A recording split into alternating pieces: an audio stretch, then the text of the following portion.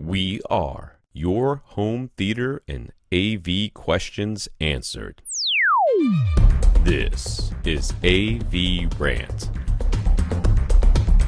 Want your home theater or AV question answered by Tom and Rob? Send it to question@avrant.com. Welcome to another edition of AV Rant. My name is Rob H, and this week I am here with Lee Overstreet, pinch hitter and color commentator for AV Rant, here again to have fun with Rob. Yes, Tom Andry is, we think, away this week. I don't know. Who knows? He might try to join this call like halfway through. We don't really know what's going to happen. I think he's kind of just watching, lurking in the background and wringing his hands and darting his beady eyes back and forth. Yeah. He's probably just busy with his kids and wife. Happy Thanksgiving to everyone in the United States. It is Thanksgiving week. It's going to be Black Friday, so of course that's always a big deal for everyone into home theater stuff. I don't do Black Friday at all. I refuse. It's too much mental pressure, too much physical pressure if you try to go to a store. We just worry about 0 hour, and that is eating time on Thanksgiving. So that's like 45 hours from now. And we've been doing our typical annual mad panic dash to clean up and fix you have to start all your home renovations like 48 hours before everybody shows up. Yeah. So I'm quite worn out from yard work, and there's been painting and a door thing, and then I drank beer, so I might just slump over at some point during the podcast. If I do, I'm sure there's a button you can press to send me an electric shock, like through YouTube or something. I don't know about that, but I guess I'll just keep talking, because that's been going on in a couple of these podcasts. I might just collapse. Just me talking after other people have disappeared. But yes, this is AV Rant. It's your home theater and AV questions answered. And yeah, that whole answering questions thing, that's what we do. We're a Q&A podcast. So if you'd like to get your question onto the podcast and answered, please email it to us. That's question@avrant.com is our email address. That's the place to send your questions. Please do so. You can also get in touch with us on Facebook. That's facebook.com/AVRant Podcast. And of course, you can come to our website, which is avrant.com. And apparently, leaving a comment there isn't exactly working yet. We heard from Mark, who runs Accessories for Life. He's like, I wanted to sign in and leave a comment, but I'm going to leave it here on Facebook because that's not working at the website. So who knows? I'll see if we can sick like Tom or Two-Way onto that. Oh, well, we don't want to miss Accessories for Less comments, because there may be some awesome coupon deal or something that he throws on there. So, you can also get in touch with us individually. You can reach me at rob@avrant.com. That's my email. Or on Twitter, I am @FirstReflect. And Tom is tom@avrant.com. And his Twitter is @avrant_Tom. Of course, you can reach us on, not reach us, but see the podcast on YouTube, youtube.com/avrant. And folks can reach Lee Overstreet, our guest co-host this week, on Twitter as well, right? Yes, they can. They can reach me @LeeOverTweet is my Twitter handle. And people find @LeeOverTweet, and then they kind of figure out what my Instagram handle might be. And I'm also the Lee Overstreet on YouTube. For some reason, it's all one word, because I couldn't get Lee Overstreet at the time. And I can't figure this out. YouTube is so weird. All I do is upload weird old videos I have on videotape and stuff I got on television and like old home movies, but somehow I have several hundred subscribers. I'm trying to figure out what to do with them. I need to, start some strange cult. I don't know. That's pretty good. You probably have more views on each video than we do. But that's okay. I don't We're know a podcast. About that. I don't know. We have more listeners on the podcast. So that's the way it's supposed to be. Well, we want to start off the podcast by thanking our listeners of the week. Those are people who support the podcast in some way. One great way to become a listener of the week is to go to our website, avrant.com, and over on the right-hand side, there's a button that says Support the Podcast. That'll take you to PayPal. You can leave a donation there using your PayPal account or just using a credit card. You do not have to sign up for PayPal if you don't want to. Yet again, Tom has not come into this topic list, so he has not written down if anybody donated via PayPal. If you have, we will mention your name next week, and thank you very much if anybody did that.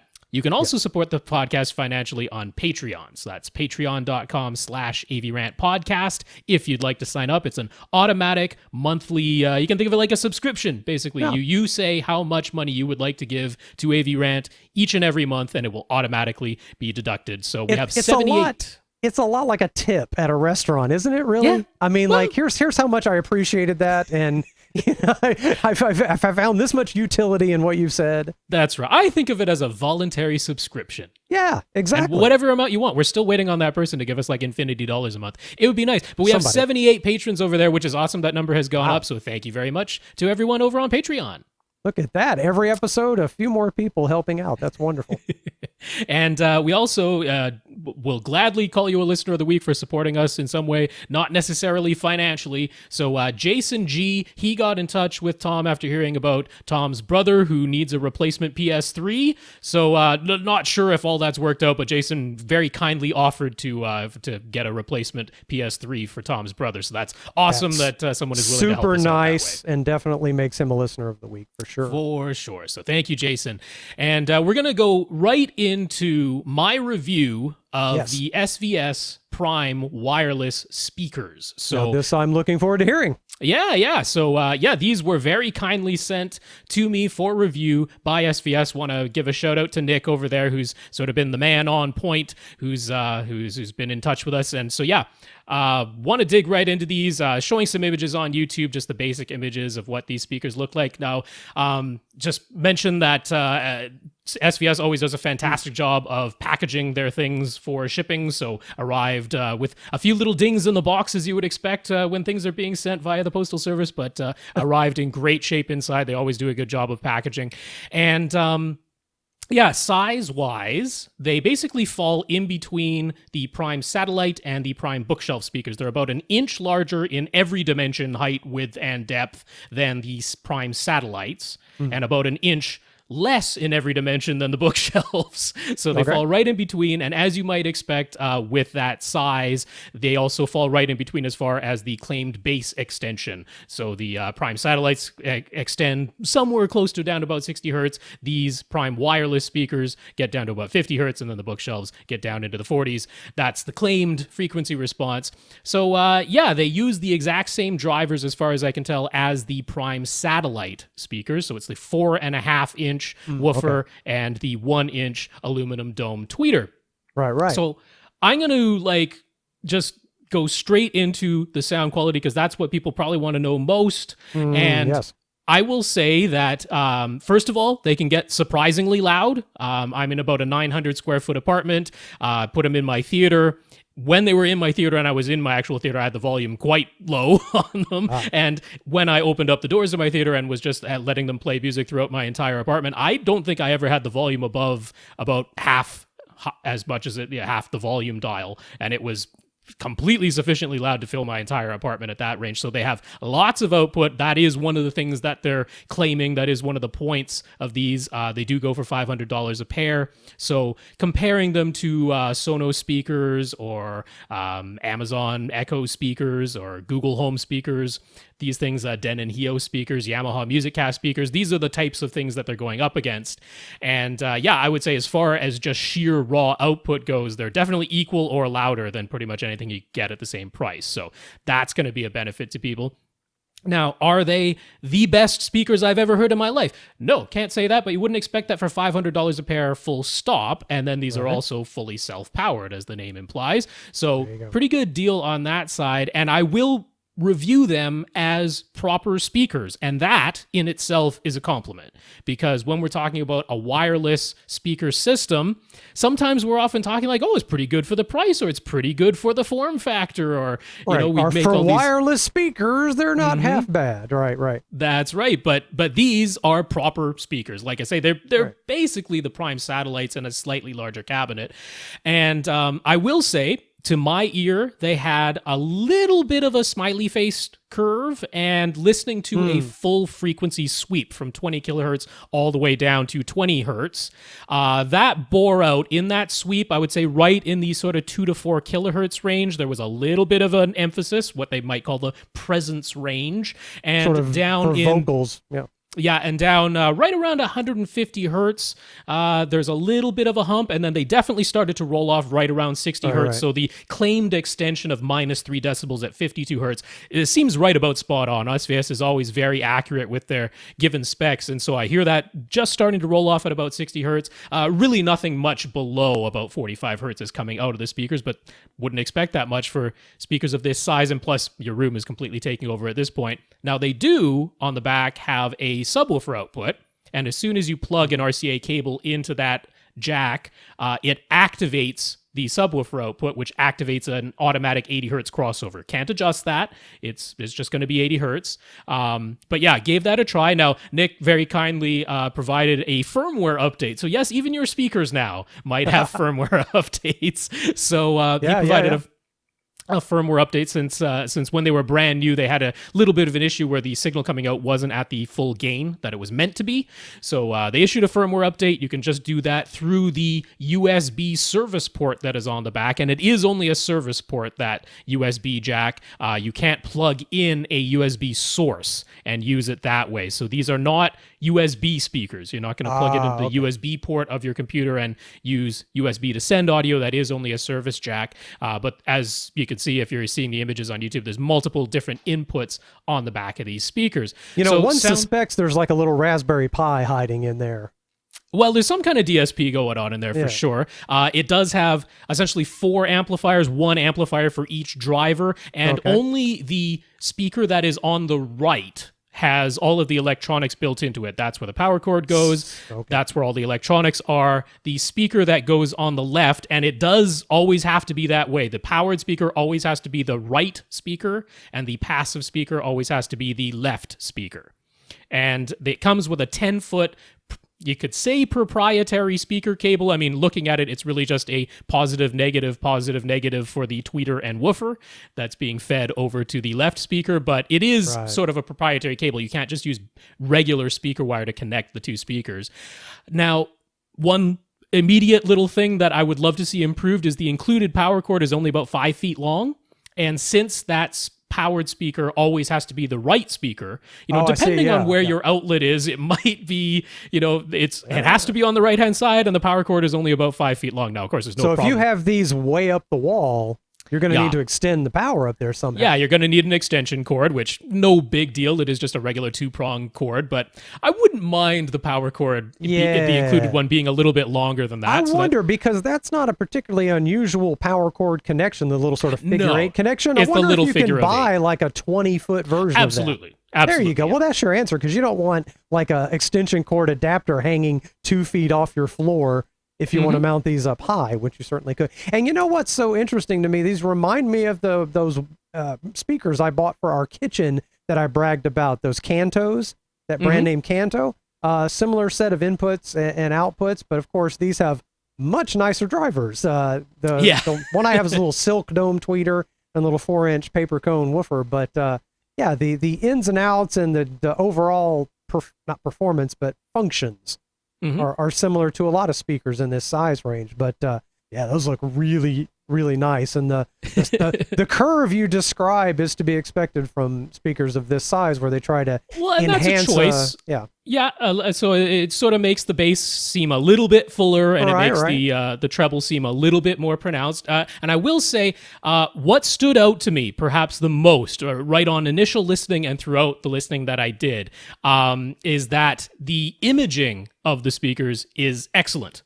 There you go. So in terms of giving a great center-locked stereo image, in terms of moving objects side to side, really, really clean, really, really good imaging. And I will say, as far as the soundstage goes, I found that the critical mid-range voices in that seem to come from just slightly behind the physical plane of the speakers. So I would say they're, sometimes people call that laid back. I don't really like that term. I use the term talking about imaging and soundstage, where it seems as though the sound is emanating from just slightly behind the physical plane of the speakers, which actually, if you set them up on either side of a television, works out really nicely. Really makes it seem like the sound is coming from the television, as long as you place the speakers just slightly in front. So do have that little bit of emphasis in the treble, little bit of emphasis in the bass, and are they particularly directional? No, very forgiving of placement. Great. Really didn't have to play with the toe in at all to get that imaging. Okay. You could aim them straight forward, aim them straight at you. Didn't make a tremendous difference. So wide dispersion, even dispersion, and I will mention again another thing. So he's got all this DSP control in that, but it doesn't have any tone controls, doesn't have any built-in EQ. So if you want to alter the sound, of course you can do so via placement on the low end, put them closer to a wall, you'll get some boundary reinforcement, but there's no electronic way to alter the sound signature. So you could connect them via RCAs to just the pre-outs of an AV receiver and use the built-in EQ on that or something, or even connect them, your source to a mini DSP and the mini DSP into this, and that could be another way, but built in, they don't have a way of EQing them. So this brings me to usage, because first thing I did is just set them up with my computer, used an optical output from my computer into the optical input on the back of these. And as a desktop setup, they're fantastic. They've got the controls on the front for controlling the volume and selecting which input that you're going to use. And like I say, I mean, crazy loud if you're using it in a desktop setup. Oh, I can imagine right in your face. Yeah, that's as much as you'll ever need. They do have a little bit of a noise floor. That noise floor does not seem to change based on the volume dial setting. So it's just the inherent little bit of hiss, and that hiss does not get loud. You can turn the volume up as high as it goes, and thankfully that hiss does not get louder. So that is a good sign. But if you are within, I would say, 10 inches, right? So that's very close. Well, you're not going to sit that close, are you? Probably not. But then as you're a practically desktop wearing setup, them like headphones. Yeah, as a desktop setup, it's not impossible. You might be, a foot away. But overall, yeah, certainly in a TV setup or using them what I think as intended, which is really as music speakers, a whole house audio type of setup. Definitely not a problem on that end. Again, I'm being critical. I'm gonna review these as I would review any higher end pair of speakers. Mm-hmm. So keep that in mind. All right. Anything I'm talking about are more like nitpicks, but I think that's what people want from me on this podcast. No, that's exactly what they want from you. Yeah. Other reviewers aren't gonna maybe be that critical of them. So I did find on the high end a little bit of a bite in the treble. I use a glockenspiel sound to evaluate that on all the speakers that I listen to. So I got a little bit of an extra bite in that treble, which makes sense. Little emphasis in that 2 to 4 kilohertz range. And I use a bassoon on the low end to always hear how realistic it sounds in that upper bass region. And again, they've got that little bit of emphasis built right in there. So it didn't give me the cleanest bassoon sound that I've ever heard. But again, I'm being very critical of that. So these are good speakers. I will not call them, SVS might hate this, but I'm not going to call them great speakers in a price no object sense. Of course. Well, one would not expect in this price range for it to compete with something that's a couple $1,000s. Exactly. Yeah, they don't match up with $1,500 or $2,000 per pair of speakers. They're are speakers that can sound better, but for a self-powered for $500 a pair, very good. And like I said, I'm talking small emphasis in the treble and bass here. This is overall quite a linear speaker. And like I said, the imaging, really, really good. So let's get into controlling them otherwise, because one of the things I was hoping to maybe do is use them in place of a sound bar with a television. Sure. That is going to be a challenge because really the only way to control these remotely is via the DTS Play-Fi app. And that really is the only app that works with these. So there's not a volume remote. There is not a separate IR remote, and I tried using my Harmony Hub because I was like, hey, these connect via Wi-Fi. Can I use a Harmony Hub to control them via Wi-Fi? Well, the Harmony Hub could not find them on my Wi-Fi network, and searching for them in Harmony's database, they're not in there yet. Is that something SVS might be able to do? Could they perhaps work with Logitech and get these added to Harmony's database? I don't know. I would love to see that happen, because as it stands, if you wanted to use them basically in place of a soundbar, the only way you could control the volume is either walking up and turning the physical dial or using the DTS Play-Fi app on a phone or a tablet. Unless your TV has a variable audio output. That is the other way. If your TV has a variable audio output and you just connect it to the RCA inputs, then that would work. Right. Does anybody make a TV where the optical is variable? Nope. That doesn't happen. That could be interesting. But so there is another way to control these, which is via an Amazon Echo device.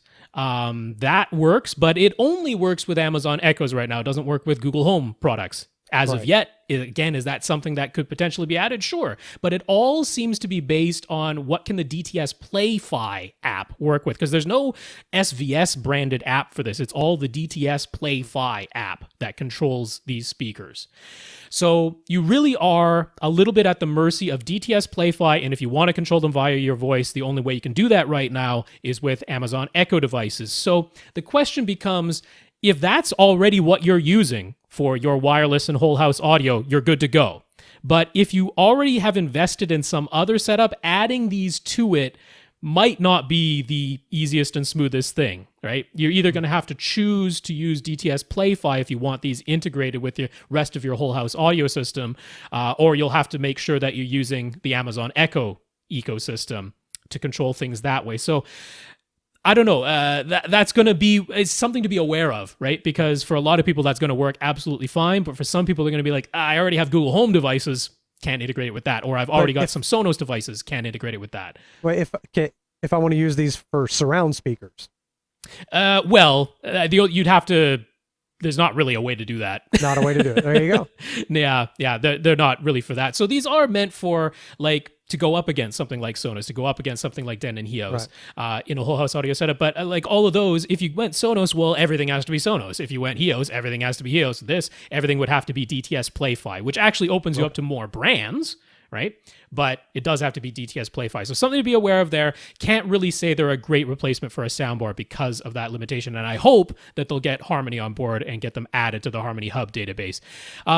So I think, was there anything else to cover on those? I mean, overall, I give them a thumbs up, but there are some limitations I think that you want to be aware of before you just buy these and go, for sure they're going to work in whatever scenario I can think of. Right. Not necessarily. There's some things to be aware of there. But they sound like good value. They're in that point in the price to performance curve where it's going to shoot up beyond that price. If you want higher quality than this, the price starts to skyrocket. And I definitely like that you can add a subwoofer to them with an automatic crossover. That's a feature that I really like. Very nice. There we go. Well, I've wasted a lot of time, but there we go. Yeah, but I'd rather be thorough. I want people to hear accurate information. Shall I continue on with Absolutely. We're going to dig right into the news now. Sure. SVS launched their 3000 series subwoofers, the $1,000 SB3000 and $1,400 PB3000. There's no PC3000 cylinder in this particular series. Use an all-new 13-inch driver paired with an 800-watt, 2,500-watt peak amplifier that can be controlled with the SVS app, including a 3-band parametric EQ and programmable custom presets. There's a new, quote, intelligent control interface, close quotes, on the back of the subs if you don't want to use the app. 18 hertz, minus 3 decibel points for both models when sealed. 16 hertz, minus 3 dB for the PB3000 when both of its ports, yes, it has 2 ports instead of 3, are open. There doesn't appear to be a single port mode. So, none was mentioned. Yeah, so no cylinders, no single port open mode on the PB3000. But they're bringing a lot of the technology that began with the 16 Ultra series. Being able to use it with the app, and having that DSP tuning that they're using on these, really, really powerful amplifier that's going on. And the control for them now is a completely new design. So this is unique to the 3000 series, the controls on the back. But it does appear that if you want to adjust the EQ or do any of the presets, you're going to have to do that on the app. There doesn't look like there's any way to do that via the physical controls on the backs of the subs anymore. Okay, but you don't do that a lot. Not likely. That's usually like a 1 or a 2 time setup thing. Right, but again, reliance on the app there going on. But it's striking how different these two models are sized. Because of that 13-inch driver, a sealed one just seems like a completely different box. It's just that's the same driver side by side there. Keep in mind how much larger the ported one is. Right, the sealed one looks like a bigger driver because of the dramatic difference in size. Yeah. So this one is definitely one of those where you're going to want to build that cardboard box before you order it. and see where it goes in your room. But I really suspect that the SB3000 at the $1,000 price point, I think that's going to be a very popular model, because that's imagine so. Yeah. It's hitting that very attractive $999 price point, and then lots of output in a sealed design with 18 hertz extension. That's, I think, going to be pretty attractive. Yeah, everybody sees those sub 20 hertz numbers and gets really excited. Yes, they do. For some reason, you see that 1 in that first digit. So there you go. Moving on with additional news. The SVS Black Friday deal on the discontinued 12 NSD series subwoofers is back. We didn't think there'd be any more stock, but the SB12 NSD is once again available for $400 each, and the PB12 NSD is $500. So that ain't a bad deal.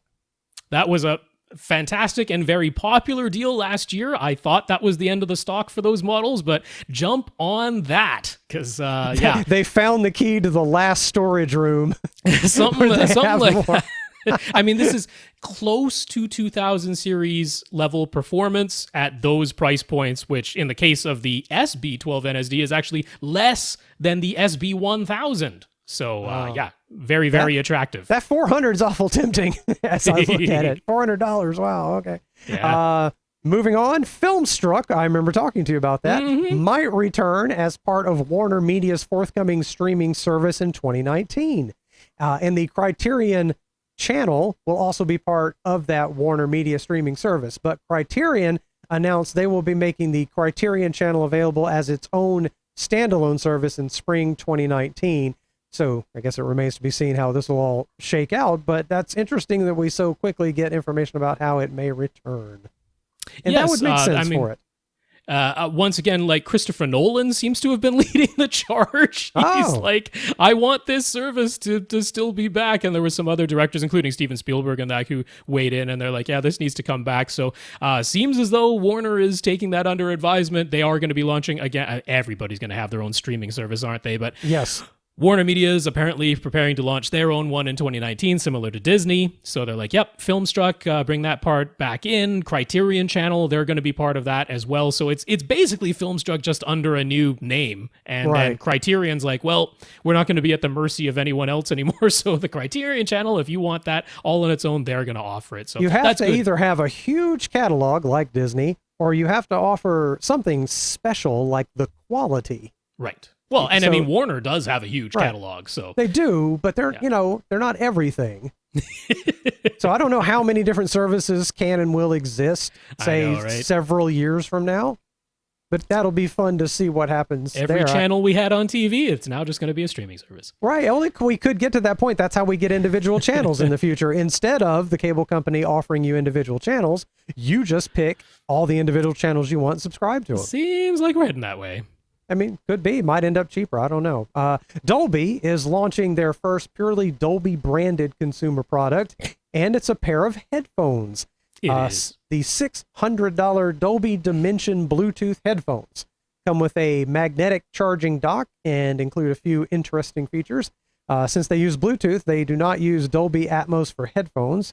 Instead, they have other processing built into the headphones themselves, powered by a built-in Snapdragon processor, which basically sounds like the old Dolby headphone processing. It does indeed. That Snapdragon processor is also used for head tracking, which can make it seem as though the sound is coming from a fixed location, even if you turn your head. So a little bit like a VR helmet for your ears. A little bit, yeah. The idea, of course, is for television or movie watching, you turn your head and the sound still comes from where your television is, not from always in front of you. That idea. That sounds very cool. With all the processing turned on, battery life is supposed to be 10 hours. With the processing turned off, it should be 15 to 16 hours. So probably, unless you watch an enormous amount of TV, that'll get you a couple of days. Gotta get you a couple of days. No one wants to wear headphones for 10 hours at a stretch, so that's not happening. Would seem a bit much. Yeah, it would. There's also active noise canceling and Dolby's Life Mix. That just sounds, let's see, which allows in outside sound in 12 steps. Pretty much all control is done via an app, but there are basic touch controls on the headphones themselves, and you can quickly switch between 8 different paired devices. Dolby's aiming less at travel and more at in-home use. Now, the Life Mix is funny because that would seem to me to just be like louvers. Like, how is it? Like, isn't that just like I turn and I open a little hole? It almost is like electronic louvers, yeah. And apparently, like the Verge did an early hands-on, and they're like, yeah, since it doesn't turn down the content when you turn up how much ambient sound gets in, you still can't hear what he's saying to you. So they're like, it's pretty good for like a late night is the baby crying mode, because you'll hear that. It's not great for like, can someone talk to me while this is playing in my ears, because you'll hear that. I was just thinking, has no one developed a baby monitor that interfaces with your home theater amplifier and mixes it in? Just mixes it in. We got all this wireless stuff, don't we? I mean, shouldn't it? That would be amazing. You're watching a movie, and all of a sudden in the middle of the movie, the volume goes down a bit, and you hear dee-dee-dee, and then you're like, oh, well, hit pause. It would have to be one of those things where Bluetooth devices can connect to more than one source simultaneously, which these do not. But yeah, $600. That's a lot of dollars. Exactly inexpensive. Some people were disappointed that it's not Dolby Atmos for headphones, but it is basically the old Dolby headphone thing. They talked about it being like 5.1.2, which is exactly what Dolby Headphone used to do with the Dolby Pro Logic 2Z type up mixing for headphones. So that seems to be what these are, but yeah, I don't know about that price point. Seems a bit high. Yeah, it seems a bit high, but I do like the idea of head tracking. That is kind of, so if for some reason, like if you're wearing the headphones because you're trying to be quiet, then still being able to move your head in that space and detect where it's supposed to be coming from is kind of cool.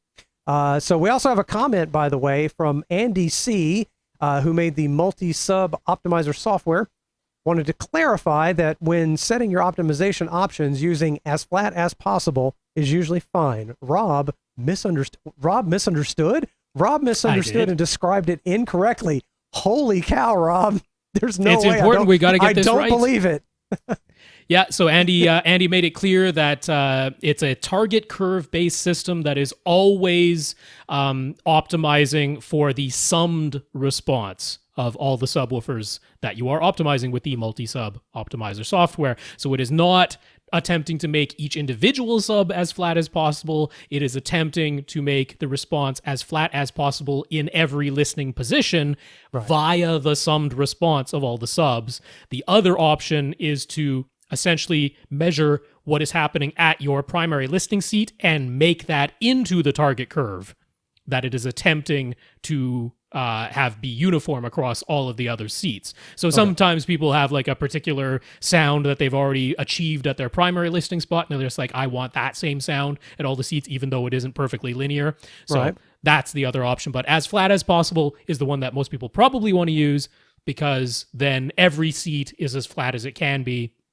Then, of course, you can apply whatever additional target curve on top of that you want to, but you've started from a position of being as close to uniform as possible. So thank you, Andy, for the clarification, and I'll make sure to mention that going forward. That makes sense. And now, question. Question time. I will mention once again, question@avrant.com is the email address you want to send your questions to. Let's kick off. All right, kicking off from last week, which, you know, there's so many from last week each week. It's really just this week.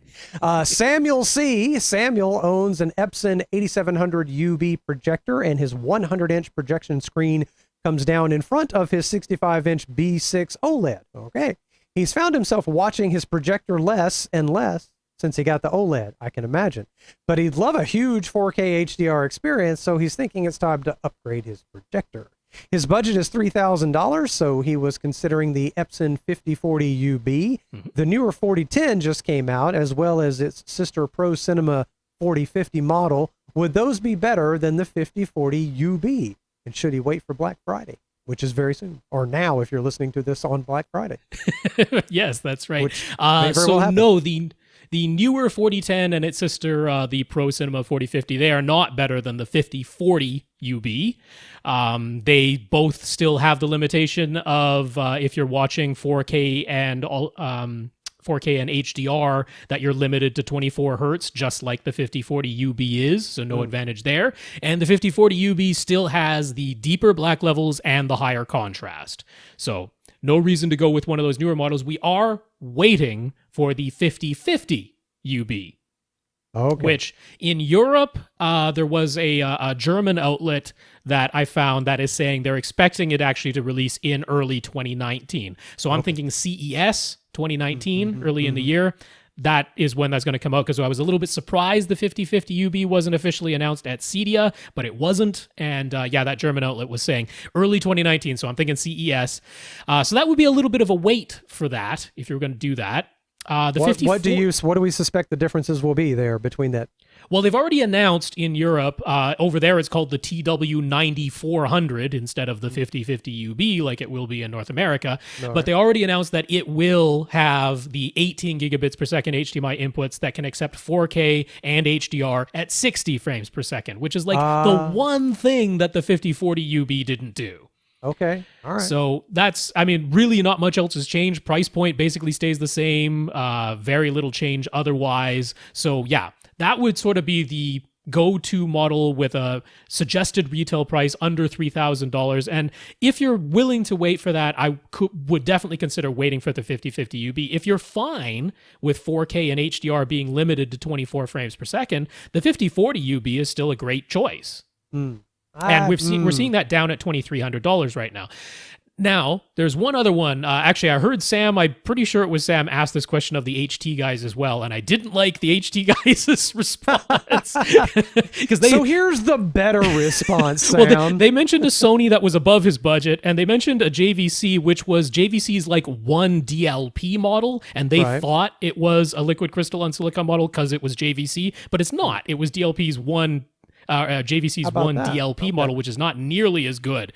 So there is a JVC, but I'm going to tell you to go back a model year, or in fact, back 2 model years at this point, because you can get the RS420, which was also known as the X570. That model you can get for just under $3,000.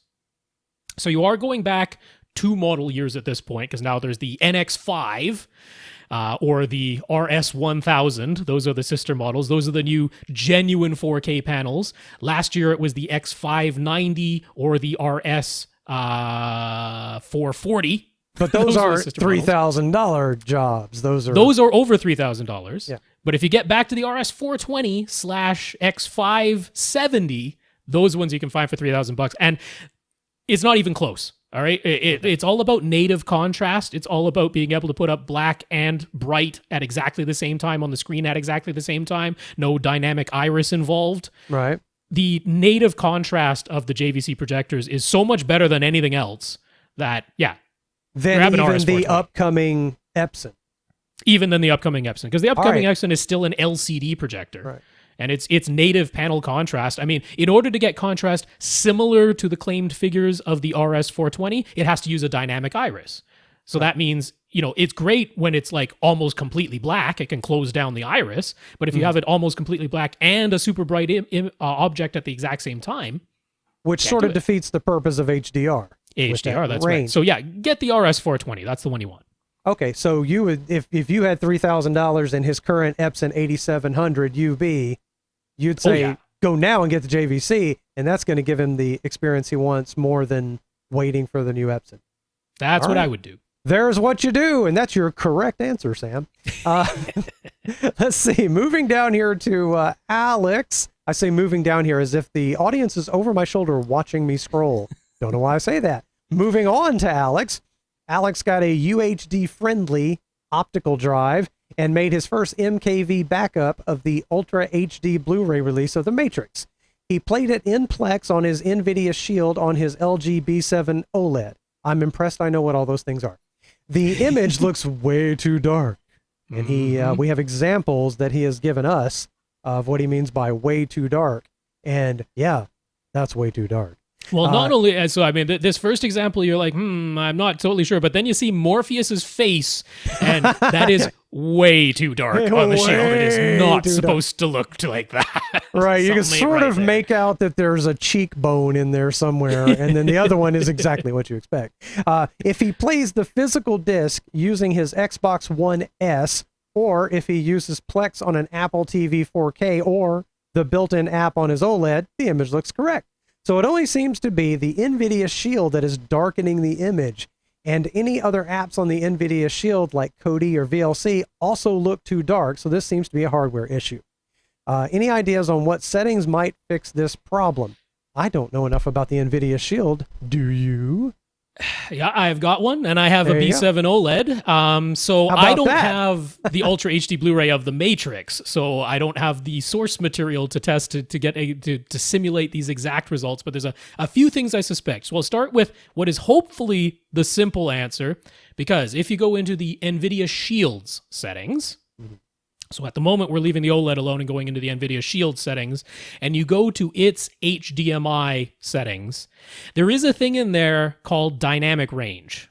Now, most people might see a setting like dynamic range and think, oh, I don't want a limited dynamic range. Right, I want amazing maximum dynamic range. So there's auto, limited, and full. Mm-hmm. If you set it to full, the image might look a lot like this, because... That's counterintuitive. It is. This is not the audio dynamic range that we're talking about. This is the video dynamic range. And in video, we're actually supposed to be using the values. So just going back to like 8-bit video when the values were between 0 and 255. Well, all the values from 0 to 16 are below black. And the values from 235 to 255 are above white. Right. When you set the HDMI output dynamic range to limited, that's what it does. It sets black to 16. So it's crushing everything below 16 above 235? Yeah, now when it's sending out... if you've set the dynamic range to full, that's what you would do with like a computer's RGB signal, where it doesn't have below black and above white. So... I don't know, because this image of Morpheus looks worse than if you did that. But then again... It looks impossibly bad. That was a camera off of his screen, so it's possible that the exposure of the camera made that image look worse. Yeah, so I'm hoping that's what it is, because that's a simple fix, if it is, right? That's simply going into the HDMI output setting, going into the dynamic range, and setting it either to auto or to limited. And I could very well see someone having set it to full, because... intuitively would think, I want the full dynamic range, don't I? But in video, you do not. Yeah, let me tell you, that whole super blacks and super whites for 8-bit video has driven me personally insane with digitizing old videotapes. Yeah. Because I did not know why everything looked too contrasty and some stuff were too dark and too bright. I didn't understand until finally, after just reading, I came upon the answer and came upon some techniques to correct for that, and now I can post old videos that look fantabulous. Yes. Now, there is a more complicated possibility. If you were... So he said he had everything going through an AV receiver in his email, so it should be just one HDMI output going from his receiver into his television. But I don't recall exactly if he was using a computer or a home theater PC, because if he was, it's possible that he set on his OLED now, so not on the NVIDIA Shield, but on the OLED settings, he might have gone into its input setup and changed that to the PC input. I don't know if he did, but he might have. If he was connecting a computer, he very well might have. Now, if he has done that, that could be an issue, because now the NVIDIA Shield would be expecting to send out an RGB signal. It's going to detect that the LG OLED is essentially in PC mode, awaiting an RGB signal. And we're going to end up with this similar problem where it's sending out the full dynamic range because it has defaulted to RGB output.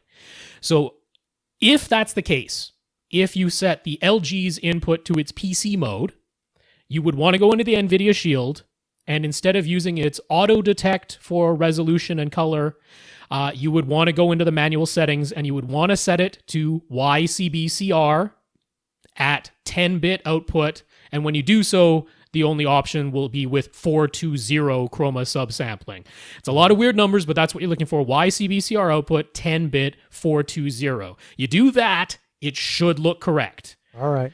And I have learned what color subsampling is lately, because that came up too. Chroma subsampling. Yeah, I've learned that 422 is sufficient. So, Alex, I hope that solves the issue, because, Morpheus should definitely not look that dark in the shadows. All right, so, yes, it's one of those two things. Moving along, Christian S and Damien D together in one question. I have combined them because they are very similar questions. Very similar questions, Christian and Damien. Listen up. Christian thinks it's time for a new TV. It's always time for a new TV, isn't it? He sits 8.5 feet away, so he thinks a 65-inch size will be just fine. That's almost exactly my distance, and I can tell you, yes, 65 is beautiful. His room is dim, but not pitch black. Same here. He watches lots of sports and movies. and he plays games and is miffed that his PS4 Pro doesn't play Ultra HD Blu-rays. Can we convince him that a Vizio P-Series is not the right choice? Is an OLED really going to be worth $1,000 more? Now, I'm going to guess what Rob's going to say, because Rob and I have talked about how really OLED is the best. This is just as good as it gets today in picture quality. And so it is. Yeah. It is. That's a lot. I know $1,000 is a lot of money, but it reminds me of back in the day when I bought my first high def TV, and it was like, oh, should I plunk down that extra $1,000 for this plasma? And yes, I should, because it really was worth it. So my answer has actually been distilled down to, I've basically polarized it. I'm like, either you get an OLED or you get a Vizio P-Series. Or on Black Friday, if you want to land right in the middle, maybe you get a Vizio P-Series Quantum. Okay. Because those have a Black Friday sale price of $1,500, which lands like right in the middle. But I'm basically like, it's either those two extremes, because on Black Friday, the Vizio P-Series in 65 inches is going to be $900. So the difference is even more than $1,000. And I'm like, getting anything in between those. So interestingly, this isn't just me saying it. If you go to CNET, where David Katzmeyer, my favorite TV reviewer, he's put up his list of the best TVs. If you go to Ratings, which spelled RTings. RTings, yes. And they've got their whole recommended list of the best overall 4K televisions. They're like, OLED at the top, number one. Yeah. And then yeah. And then they're like, okay, there's the LCD alternatives, but they both picked as the best possible LCD the Vizio P-Series Quantum. Or they're like, get a Vizio P-Series because it's by far the highest value. So it's sort of this, like, we've just separated it. It's like either you're going to get the best there is, which is going to be an OLED, or you're going to go for the maximum value, which is the Vizio P-Series, or on Black Friday, the P-Series Quantum lands in the middle. And that is basically the best LCD that's out there. Now they're like, okay, there's the Samsung Q9 FN. Right up there with the Vizio P-Series Quantum, but it's actually more expensive than OLEDs. So from a value proposition, doesn't make much sense. There's the Sony X900F, which is like, if you want to talk about being in the middle, it's like, it's in the middle price-wise at about $1,600, and it's in the middle performance-wise, as in, it's not the best out of any of them, but it's not the worst out of any of them. It's like, right. So every facet, it's like right in the middle. So by and large, I would say like the Vizio P-Series is close enough to that X900F that I'd rather save on the case of Black Friday, $700 and go with the Vizio P-Series. So can I convince you that the Vizio P-Series is not the right choice? Do you want to spend $2,200 or do you want to spend $900? Because that is by far to me, a significant enough price gap that if someone's like, you know what, $2,200 is just too much, I'm going to spend $900. I'm like, yeah, that's totally understandable. Can't blame you there. It just depends on why are you buying this TV and how will it sit well with you knowing there's a little bit more picture quality. Because I seriously question spending $1,500 or $1,600 versus $2,200. Again, that's a pretty significant amount of money, but the jump in performance there is worth it to me. I'm like, so either get a Vizio P-Series or get an OLED. I say nowhere in between. And it's performance, and I told you about my whole thing about viewing angle. I can't stand, if I slide off to the side, I can't stand seeing that picture quality drop off. And every LCD does it, so that's another thing. If you've got people that are going to sit way off to the side, I'd go get the OLED myself. All right. And another part of the question, if he were going to spend so much on an OLED, is the slightly more expensive LG C8 worth it over the B8? I don't think the picture quality is different, is it? Or is the newer one ever so slightly better processing? That's right. They've got slightly different processors. The B8 has the Alpha 7 processor, which is basically the same as the 2017 models, and the C8 and E8 and W8 all use the Alpha 9 processor, which is a little bit more powerful. Effectively, what are the differences? Okay, they have some calibration differences for professional calibrators using SpectraCal. As an end user, you're probably not going to care about that very much. So there's like two features. The C8, E8, and W8, they can do gradation smoothing. So if you're super duper bothered by any sort of potential color banding ever, they have the option. It's hidden within the MPEG noise reduction setting for some reason. Okay. But if you turn that to low, it'll activate the gradation smoothing. The B8 doesn't have that. The other one is they can all accept 120 hertz inputs if you're sending it 1080p at 120 hertz, which PC gamers and Xbox One X users might choose to do. If you do that, the C8 and up can take 1080p at 120 hertz with HDR. The B8 can take 1080p at 120 hertz, but it can't take HDR. Okay, so a little bit of possible future proofing there for the little more money. A little bit. I see, and it's specifically for gamers, I would think. Yeah, it really is. Yeah, so do you really want that color? But now the other thing is, how much more expensive are they? Now the full retail price, the C8 is about $200 more than the B8. But if you find the lowest prices that are out there, they're both about $2,150 or $2,200. At which point, maybe you just go for the C8 because why the heck not? If they're basically the same price. Yeah, once you're there at that price range, it's probably okay to do that. Again, going back to ratings and CNET, they both put the B8 at the top because they're like, hey, if you can save $200, overall the picture quality is so similar that it isn't worth spending more. Right. You know, what's interesting, though, is different people have different pet peeves about picture quality. And so if you happen to have noticed banding, and, you know, I gotten used to it on a plasma TV over the years, but it's there. You know, if you're seeing a beautiful blue sky gradation from light blue to dark blue, you'll still see those. It looks artificial. And so maybe if that drives you crazy, it's worth the money. Yeah. If you want gradation smoothing, then it'll be worth it to you. So here we go. Damien's related question. Damien knows we'd put an OLED at the top of our flat panel recommendation list. Yes. But he has a ton of ambient light during the day, and he says his kids are notorious for pausing a game and leaving it for hours. Children. Yeah. Plus, he wants a 65-inch size for under $1,500. So all of that is pointing him towards an LCD TV. Yeah, I guess, sure. He's got now, to me, the ambient light thing isn't, again, I'm going to harp on that LCD OLED is plenty bright even when you have ambient light. Yes. But the other thing is the potentially pausing a game for hours on end. Yeah, it would really suck to get burned in on your OLED. And for 65 inches for under $1,500, yep. You got to go LCD. And Damien has sent a picture, and I'm thinking that 65-inch TV, I hope he understands, going to hang over both of those windows. It would look like, that doesn't look like a 65-incher right now. That's not a 65-incher. I can tell by the size of the components underneath it. So, you know, the TV, it's going to be pretty close. The TVs these days has such thin frames and bezels that. Yeah, but it's going to come up just a little bit into the clock. The clock, yeah. Always measure TVs. I did cut out large pieces of paper and tape up a size just to make sure of what I could do. Damien's got friends who are going to want advice about which TVs are a good deal, and none of them are going to be looking at OLED price ranges unless it's easy to get a 65-inch OLED for $1,500 now. Is it? No. Not quite. We ain't there yet. I wish we were. $2,150. That's about the best I can find these days. Right. But hey, if you're ready to spend $1,500, what's another $650? To me, plunk it down, man. Come on, save up and go for the gusto. I mean, I really kind of mean that. I mean, to me, if I'm ready to spend $1,500, I'm kind of ready to spend $2,100. Now, I'm not ready to spend $5,000 or $4,000. No. But $1,500 to $2,100 is not the end of the world in my world. That's how I ended up with like $900, $2,100, and nowhere in between. Exactly. Now, yeah, if you have a limit at $1,500, I'd say drop down to that $900. There is that. And go ahead and get the LCD that you know they're probably going to get. First of all, if they want advice, they need to listen to the podcast. First of all. But yeah, I bet you what they need is the $900 Vizio.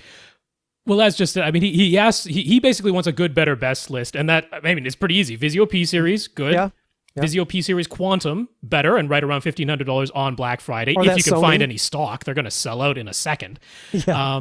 And then OLED is best. And now, is there an alternative to that OLED up at the top? Yeah, I would say like the Samsung Q8 FN, if you are a super duper heavy gamer, and that is your number one priority, I could absolutely see getting a Q8 FN from Samsung instead of an OLED, because the Samsungs have the variable refresh rate. They've got the superb anti-reflective coating. So in his situation where tons of ambient light, you might justify that.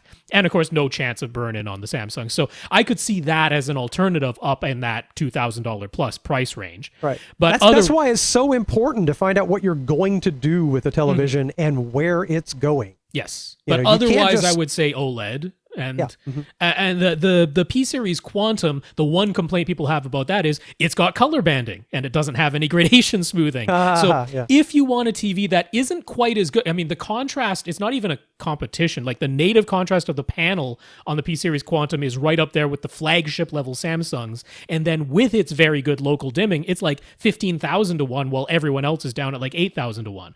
So the P-Series Quantum is right up there, but if the color banding really bothers you and you're willing to take a hit on the contrast, well, Sony with that X900F, which is right in the middle of everything, price-wise and performance-wise, it has really good gradation smoothing.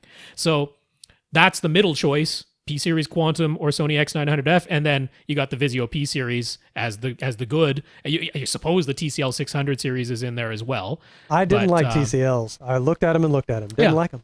I mean, the Vizio P series is above that one. So, yeah, that's the good, better, best. It's actually gotten quite simple at the end of the year here. Right. There's a reason everybody's sort of converging in these two directions. Yeah. I say everybody, yourself and some RTings people and some other folks. You know, people are starting to notice there's these two ways to go with it. Yeah. Jorge S. Jorge got an NVidia Shield to run Plex and a Denon AVR X1400H all on our advice.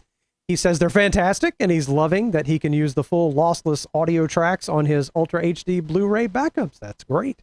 He wanted to give Atmos a go, and in his setup, front heights and top middles would make the most sense using on-wall, on-ceiling speakers. But then his friend gave him 2 pairs of Sony SS-CSE upward-firing Atmos modules. That's kind of where I wanted to start with, was the upward firing Atmos modules. Jorge doesn't really have any interest in using an up firing configuration. So can he mount these Sony speakers in the front height and top middle positions and use them as regular on ceiling speakers? Can they only be used as up firing? Will the built-in angle make them useless as top middles? I would think you could slap them wherever you wanted to. You absolutely can. In fact, on Sony's own website for these very speakers, they show the configuration options, and one of them is like, yeah, use them as front heights on the wall or on the ceiling. So on the back of these speakers, there is a keyhole mount. Now that's on the back. So that is what you would use if you were still using them in an upward firing configuration, but you didn't have speakers to put them on top of. You could mount them to the wall, still up firing, using that keyhole mount. But they come with an additional keyhole mount that screws into the bottom of them, at which point now you can use that to mount them to the wall or to the ceiling. There you go. So they not only can be, they are in fact built and meant to be. So no problem at all, Jorge. Feel free to mount them wherever you would like. You do not have to use them as upward firing, although they can be. There's one thing I've learned from being a part of this podcast is that there's nothing magic or special about upward firing speakers. They're not doing it. Like I suggested, wouldn't it make sense to have them be very directional so they bounce off the right spots on the ceiling? But I think, Rob, you've told me that not necessarily.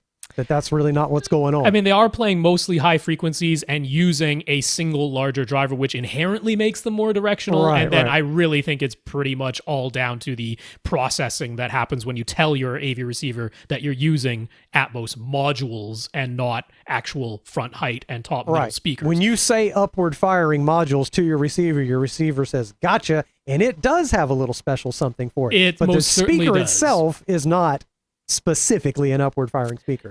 So he was worried about, it's got this built-in angle. Is that going to be a problem as top middles? No, it really isn't. Mount them essentially wherever you please. The angle is not so much that it's really going to greatly affect what happens there. So if you want to put them slightly in front of you and have them angled back towards you, that'd be fine. If you want to put them out to the sides and have them angled in slightly towards your seats, that would also be fine. If you want to put them slightly behind you and angled down at you, but all of it is fine.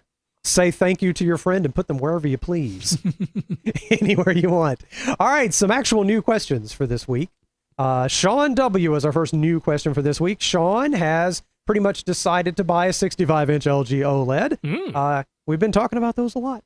He wants to buy an Ultra HD Blu-ray player too, so he'd like to know which model we recommend most highly. Best Buy announced their Black Friday deals, and the Sony X700 and LG UBK90 look like they'll be the least expensive 4K players at $150 or so that can do Dolby Vision. There are also Samsung models on sale, and the Sony X800 will be $200. He knows the Panasonic UB820 is kind of like the new Oppo at $500, but is there really any benefit for him if he spends that much? He does still want good upscaling for 1080p, Blu-rays, so what should he get? Yeah, is there a need to go to the $500 price range? That's really what we're asking, right? I mean, overall, no, but with the caveat of that's going to come with some minor inconveniences. I wish there were a super good, this is the one easily to get answer, but unfortunately, everything has some little quibbles with it that I've got. That's true for a lot of things, yeah. So the X700, $150, great price point. It does support Dolby Vision. It is the Wirecutter's pick as their go-to Ultra HD Blu-ray player. Oh, so it has good apps. Yeah, I do tend to agree with the Wirecutter on most things, including this. The thing that annoys everybody who uses this is that in order to use Dolby Vision, you must manually toggle Dolby Vision on in the player. And when you do, now even if the signal is not Dolby Vision, it still sends out a thing that puts your TV into Dolby Vision mode. That's frustrating. Yeah, so it's not automatic Dolby Vision on and off. So that would literally screw up a non-Dolby Vision encoded movie. Yes, it would. That's very bad. That is really annoying. Okay, so don't buy that. The LG is the alternative at the same price point, and it has a thing where once you set its frame rate, and you can choose 60 frames per second or 24 frames per second, everything comes out at that frame rate. It doesn't automatically switch frame rates, which for the most part isn't a problem because almost everything is 24 frames per second on disc anyway. But again, just weird that these really basic auto-detecting things aren't in these players. Do these players, like the LG you just mentioned, that you have to set it to either 60 or 24 or whatever, that player has apps in it that would view other things like Netflix? Well, the LG's technically it has a Netflix app and one other thing, but they're essentially useless. Okay, that's really not a concern. Yeah, the Sony is okay on that front. So, I mean, what would he be getting with a $500 820? Well, it would automatically switch into Dolby Vision. It would automatically switch frame rates. There you go. You don't... I mean, it's really hard to justify because with an LG OLED, you don't need its HDR processing.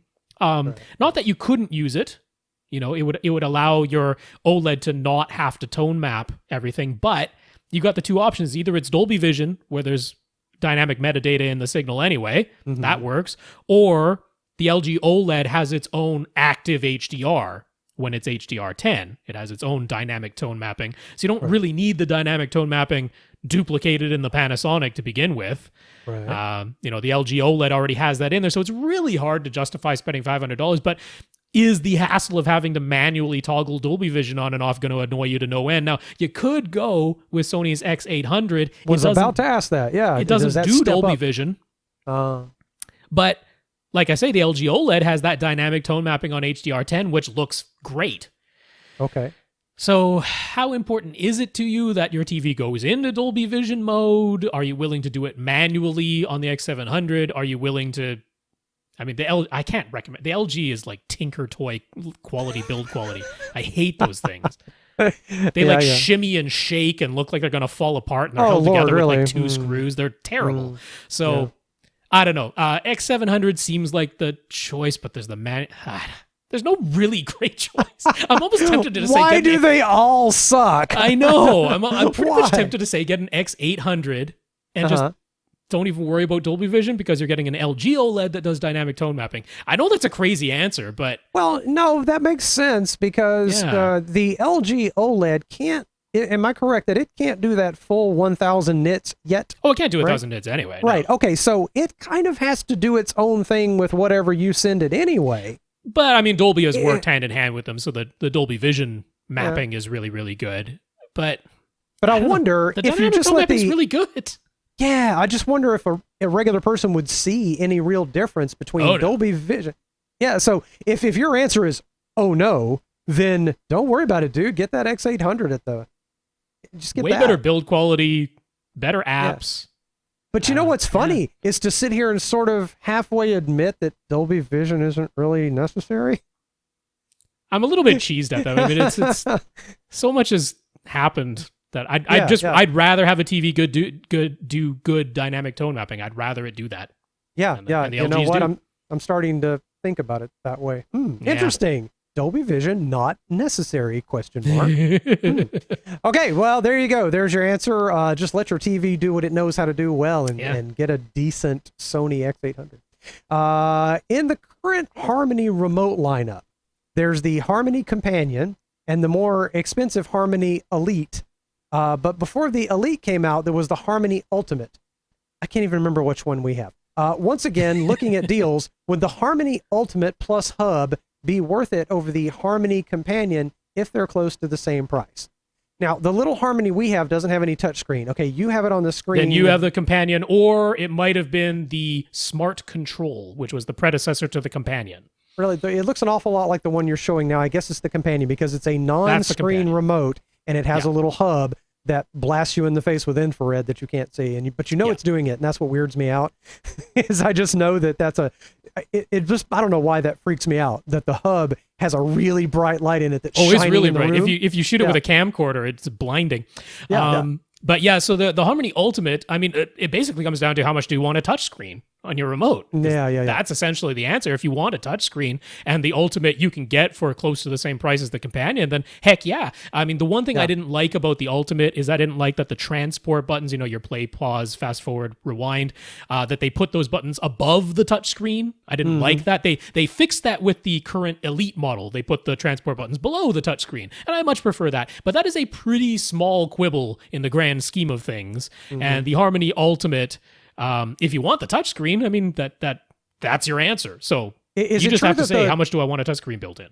Is it true that the touchscreen models you can switch between more components and inputs? Because my little baby Harmony with the hub really just has like 3 choices. Well, it's 6 because you can long press any of those 3 on the Companion. That's right. But that's just for activities built into it.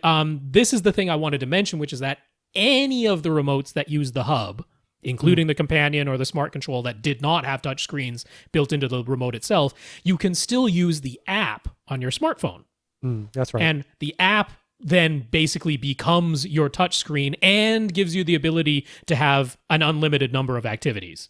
That's right. Yeah, but the app is a little wonky and slow. It's Sometimes. I don't love it. And the other thing I don't like about we recently switched to a Harmony situation in our living room. And the one thing I don't like, I hated the whole thing at first because it is not like old classic programmable remotes where you would make a macro yourself manually and the power button you'd have to put it in a mode. There are the sequences thing. You can do a sequence within an activity, and that's kind of like a macro. Kind of. But anyway, so my wife set it up.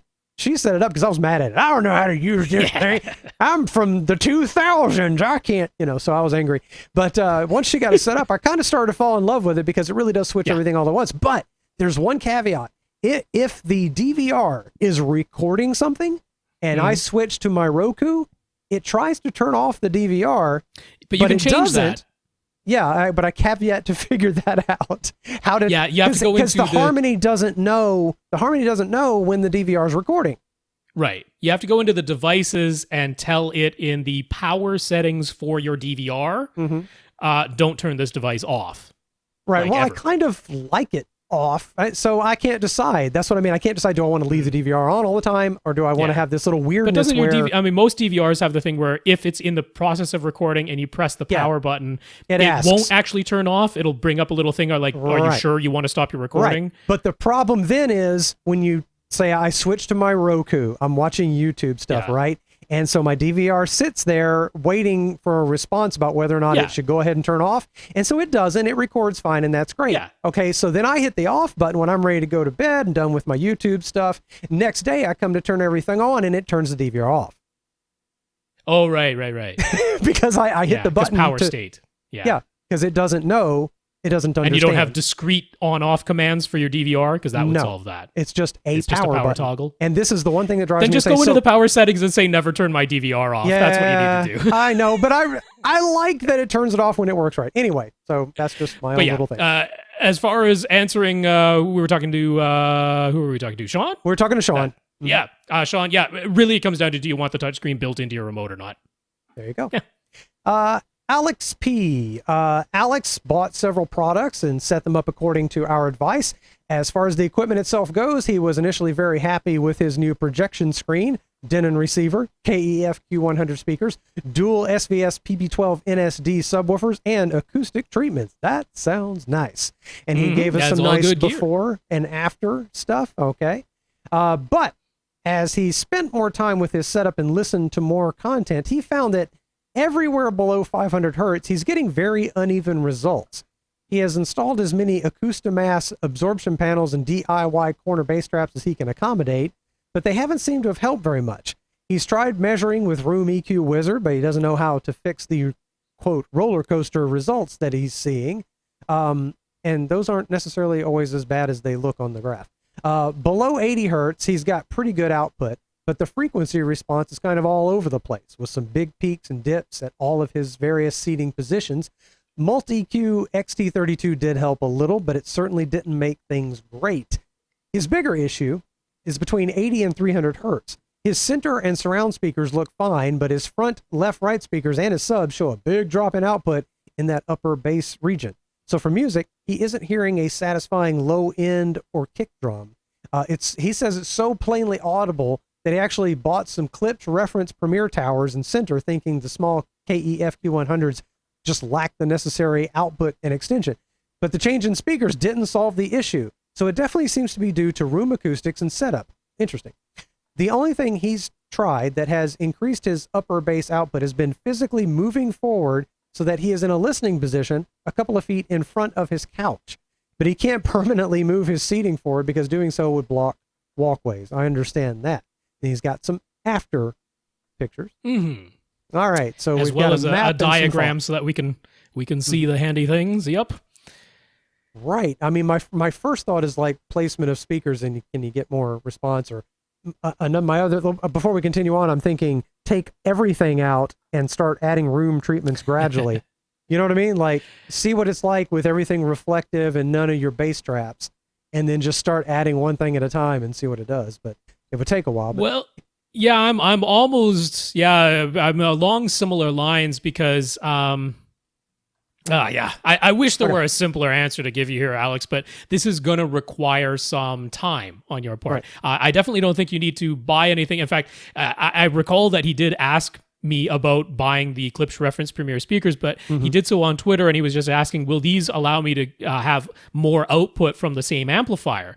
That's at which point for sure, yeah. My answer was like, yeah, they absolutely will, but they didn't fix his problem because he didn't let me know with that Twitter conversation that it was really this only one region, and so I wish we had sort of been able to talk about this before he had spent money, because I really don't think it's the Q100 speakers. In fact, he doesn't think it's the Q100 speakers anymore either.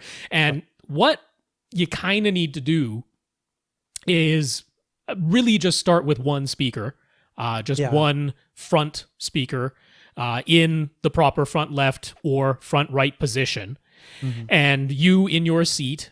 And you need to play the sweeps. And I mean, I'm going to take this first because later on I'm going to get into a little bit more complicated potential solution. But I would start with the just using my ears solution. Yeah. And not worrying about measurements, because I would want to play a sweep through just my front left speaker, where the front left speaker should be, and me and where I want to be seated. And I want to hear what that sweep is producing. So do you want to turn off all room equalization that's already happened? Everything flat, everything back to default flat completely. Yeah. And I just want to hear what that one speaker is doing all by itself. And it sounds as though in this 80 to 300 hertz range, he's probably going to have an issue there. And we would expect that like substantial bass trapping. Now, he's put in some pretty big corner bass traps. He's got one that's up sort of towards his ceiling in the at the back of his room there. Yeah. But the rest of the room doesn't really have what we would call bass trapping. The other panels that he's installed there are the thinner panels that are, great for dialogue intelligibility, but they don't really have much of an impact on the deeper bass that we're talking about. Because 80 to 300 hertz is definitely bass. And definitely the acoustic treatments aren't going to have a tremendous amount of effect there. So if you listen to just the one speaker, and I would want to listen to just my front left, and I would want to listen to just my front right, and play that sweep, and you discover that they are having a serious issue just all by themselves in that 80 to 300 hertz range. Well, it's difficult to say, oh, you should be crossing your front, left, right speakers over to your subs at 300 hertz, which isn't even an option, but 250 hertz could be. And that is too high. That's too high, yeah. That's going to start giving you very localizable subwoofers if you cross over at 250 hertz. So it means that if that's what they're doing on their own, and the only solution is moving your seat and you can't move your seat, then we will have to go into the more complicated solution, which I will get to a little bit later. But I want to see what they're doing first, because it's entirely possible that everything he's experiencing right now is not just what his front left speaker does by itself or just what his front right speaker does by itself. What they do together. What they do together and what they do in combination with his subwoofers, because the subwoofers don't just stop like a brick wall at 80 hertz. They do continue to play up to at certainly 160, and there's still output going on up at 320 hertz. Those 2 octaves, there's still output, and that could be the issue. So it's really important to know, what is my speaker doing all by itself? Because if the speaker all by itself is able to play down to, let's say you can only get down to 120 hertz before the speaker all by itself starts to have problems. But you'll still see a drop off, yeah. Yeah, that's okay. You know, I'd be okay crossing a front speaker over at 120 hertz. Above that, probably not. But that could be a solution. So it's important that you do that first, Alex. You got to hear what your speaker does all by itself. And we can't really, so actually, you may as well say the first question, because we can answer that right away. Right. Yeah, because he's thought of installing carpet or trying to somehow add more absorption panels, but will either of these things address these bass issues? Either the uneven deep bass below 80 hertz or the deficient upper bass between 80 and 300? Not necessarily, but again, I just, coming at it from a very scientific standpoint, I'd want everything to default. If, in case some of this bass trapping is at fault, I'd want to take it out. I don't know. Yeah, I mean, the carpet won't do a thing. So no, the carpet's not going to do anything. No. Below 80 hertz, none of your passive absorption panels are going to do a thing. So is the size and shape of his room doing anything in this range of bass? Well, yeah. I mean, the size and shape of your room is always going to do something to the bass. I mean, specifically 80 to 300, I mean, it certainly could be.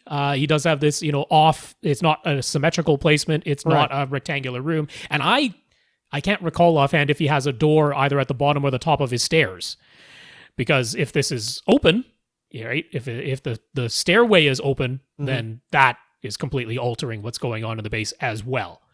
So, yeah, I suspect it's the combination of the speakers and the subwoofers, actually, as opposed to just the speaker by itself. But it could be. But when it's over that much of a frequency range, that's a good 2 octaves that we're talking about. When that much of the frequency range is being affected, that's usually got to be some kind of wave interaction, not just the direct sound from only the speaker itself. So that brings us, you might as well read the question. Yeah, we'll dig into the whole thing. His other ideas, he's considered rotating his entire setup 90 degrees so that his projection screen would be on what is currently his left wall. But that would be a huge hassle. It sounds like it. This room is used by everybody to enter the house, since the door to the garage is on what is currently the right wall. Okay, that's that door.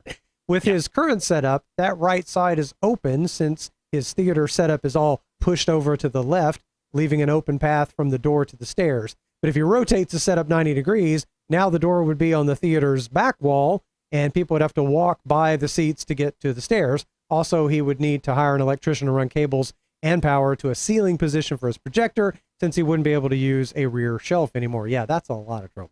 Yeah. And I don't see how that would make a difference. Well, I mean, like he said, because he did the experiment of moving his seat forward, and that made a difference. Yeah. But again, that's making me suspect it's the combination of subwoofer and speakers. Now, anyway, his wife is already pretty fed up with him spending money and messing with the theater setup. So he's only into this rotating the whole room idea if it's really the only way to fix things. Those are his ideas. So how does he fix this? And we're already starting to talk about that. Yeah. So like I say, if you listen to just the speakers by themselves and you discover, they can actually play down to 120 hertz without this huge problem just by itself. Now we know it's the combination of the subwoofers and speakers that is essentially at fault. Now, just doing it by ear, You know what you could do, by the way, if you want to, you could just buy some cheaper speaker wires and run the two speakers 90 degrees around the room just to see, like if you listen to your two speakers without the subwoofer and they're still sounding weird and you're like, how already am I having, move it around, just those two speakers, see if it does anything different on the other wall. That wouldn't be too hard to do.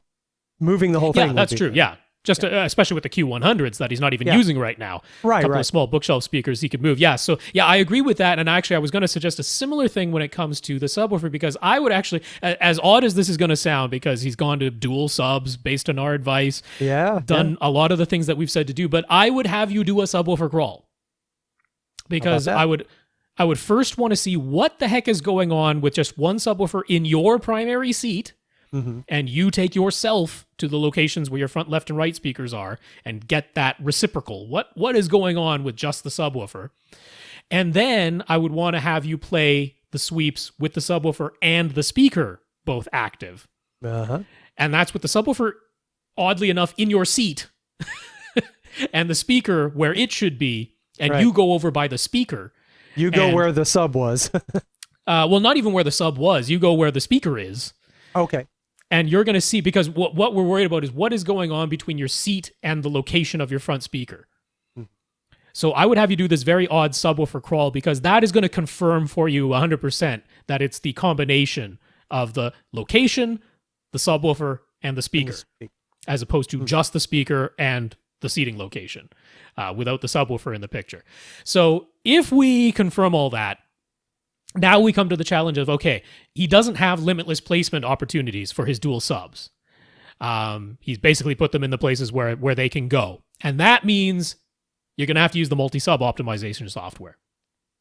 Right. You really do. That's the only way to come at this. By the way, he shows his subs both to the left and to the right of his seating position. That's right. Like maybe slightly behind him to the left. So one's very close to the left and one's very far away to the right. Yeah. Now, I've always understood it's better to go diagonally across the room.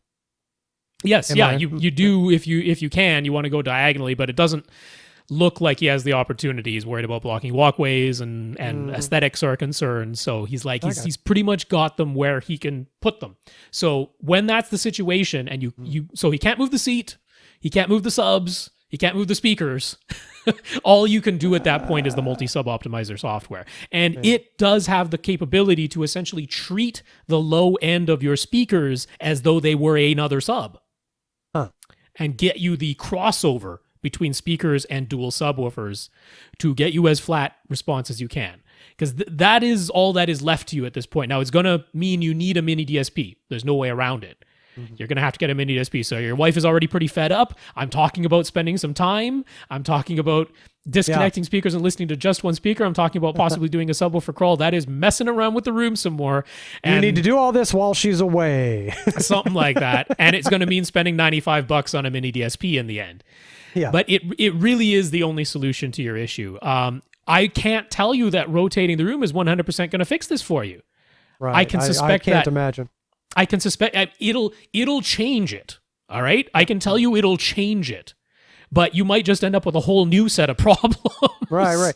See, for me, the first thing I would do is just change position of speakers, start with the speakers without the sub, listen to sweeps, change their positions, bring them towards you, move them away, just to see if we're talking about a placement issue. Yeah. And then plug the subwoofers back in, move them a little bit. He's got some room to move the sub.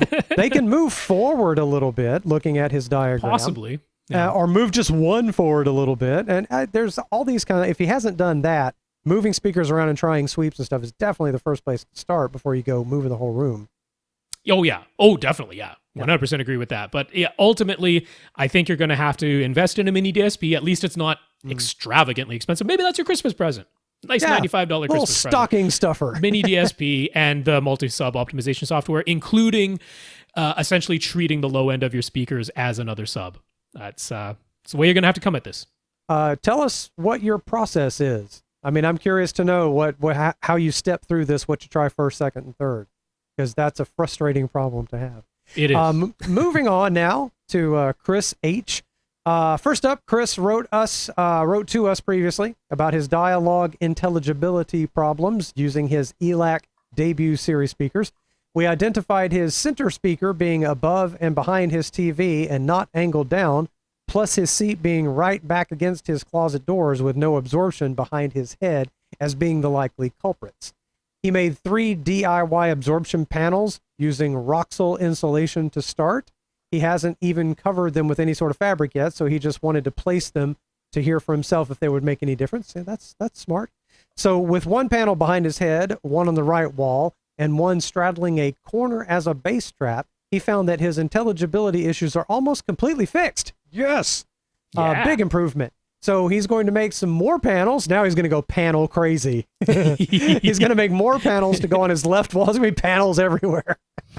And on his front wall behind his speakers. And he'll get them covered in material to make them look nice. He's very happy and thanks us for our advice on that one. And he has sent some nice looking pictures that shows where he's testing these panels at and what that looks like.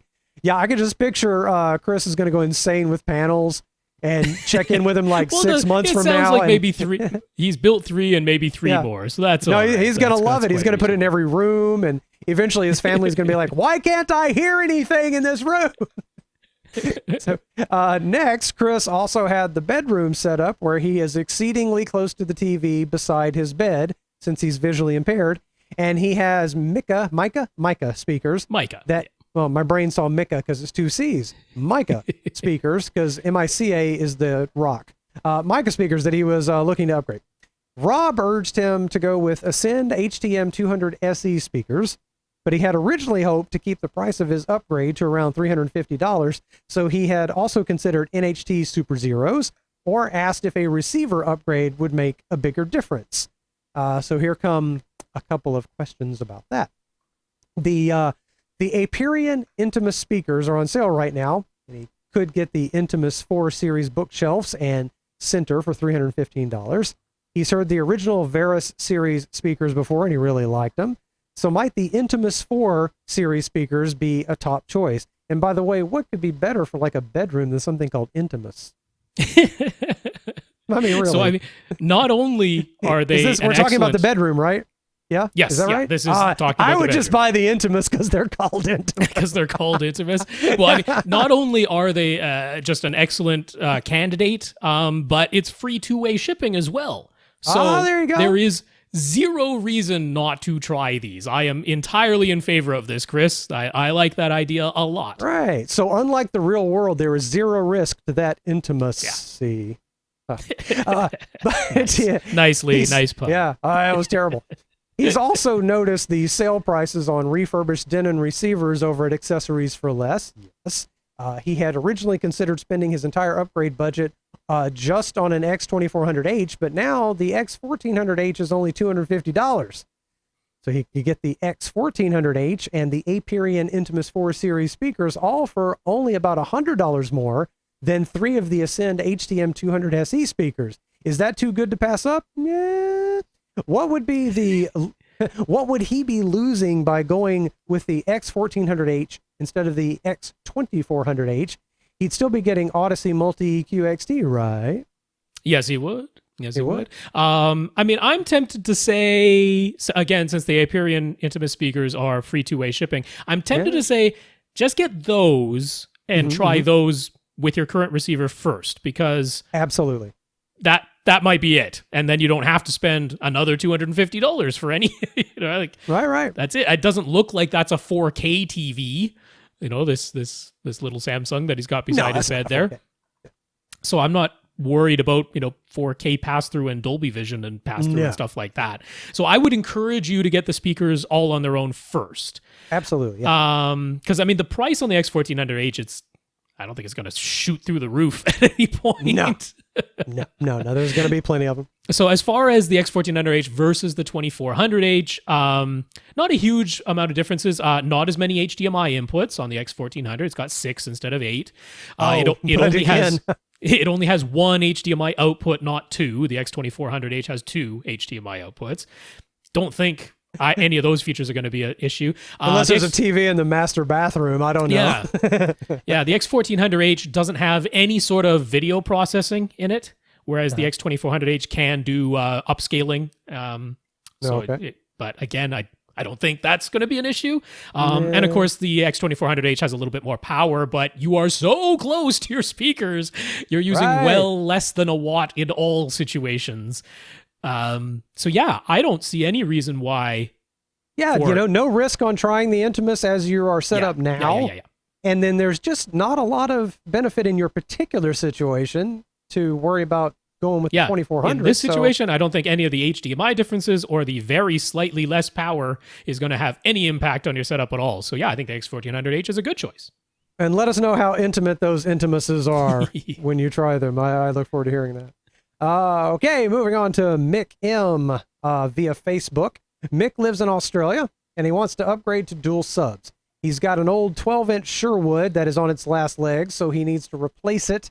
But with his $1,000 Australian dollar budget, he isn't sure if he can afford duals. Any recommendations? Well, my first question for him is, are you listening to this mostly by yourself? Does everyone else in the house care that they get perfect, even bass response? Do you need two subs? Do you only care about one seat? Well, but you'd have to have the combination of one seat and placement flexibility for the one sub. Okay, but that's a question to ask. Do you really need the two subs? Now, it's nice to have two subs, but you might not benefit a lot. That frees up a lot of money. Man, oh man, does that Australian dollar not buy you nearly as much subwoofer? That's right. I don't live there, Mick, but just searching what I could find online, man, oh man, I mean, I hate to say it, but the prices are definitely higher. For example, the SVS PB1000, which is $500 US, or about, what does it go for? About $650, $700 Canadian dollars? Yeah, I think we talked about that recently. It's just over 1,000 Australian dollars. Now, that means with his 1,000 Australian dollar budget, you probably could get a single PB1000, which would be a great choice if you really only care about one seat and you have placement flexibility for that single PB1000. There you go, because there are no subwoofers less than that genuinely play down to 20 hertz. I'm really sorry to say it. God, I wish there were. But yeah, the prices in Australia on subs it's not great. So a single PB1000, certainly to be considered, about the best I could come across, because I looked at Klipsch. I'm like, Klipsch is easily available all over the world. Their subwoofers are pretty darn good. The R12 is about the least expensive one they make that I would recommend. It does not get fully down to 20 hertz, but it's pretty good down to, I mean, they say minus 3 decibels at 29, and they're very honest with that. It will extend down to about 25. It's 800 Australian dollars. It makes no sense to buy that when the PB1000 is 1,000 Australian dollars, because you could still only get one of them, and you have 1,000 Australian dollar budget. So, we also don't know anything about his room or. No, we don't. Anything we there don't know about recommend. So the best I could find is from Velodyne, their Impact 12. That is also not a sub that will fully play down to 20 hertz, but it will get you a good, I mean, again, I think they claim minus 3 dB at 29, just like the Klipsch. So I could find the Velodyne Impact 12 for 650 Australian dollars. I wouldn't I wouldn't have one of those as a single over the PB1000. Even though the PB1000 costs more, it also performs a lot better. Right. If you care about full 20 hertz extension.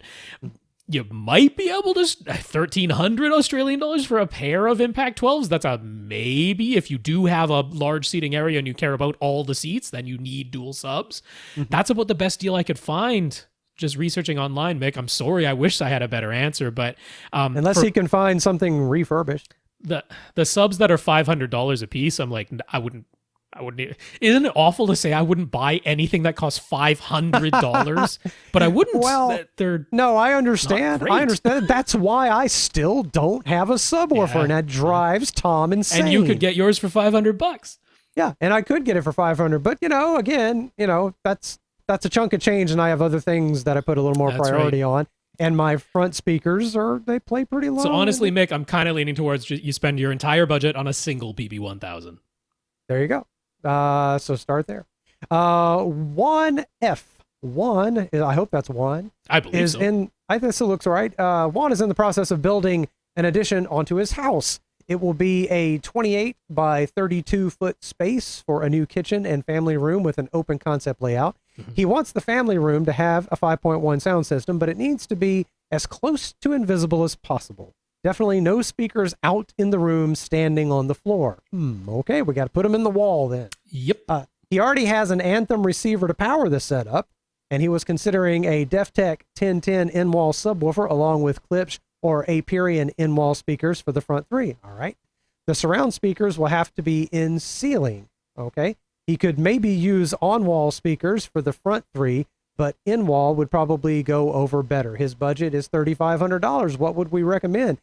Hey man, you can do in-wall for $3,500 and get a nice experience, can't you?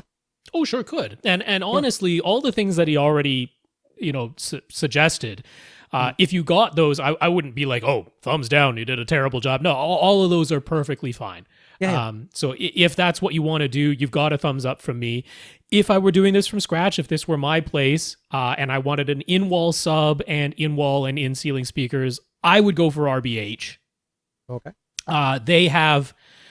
from everything I can, of course, I have not listened to every in-wall sub that's out there, but going by specs, going by trust, going by reviews, and going by some listening on my own, they have, in my opinion, the best in-wall subs that you can sort of get there. Now, they are not super cheap. You're talking about spending $1,500 to $2,000 just on the sub, but it's kind of worth it.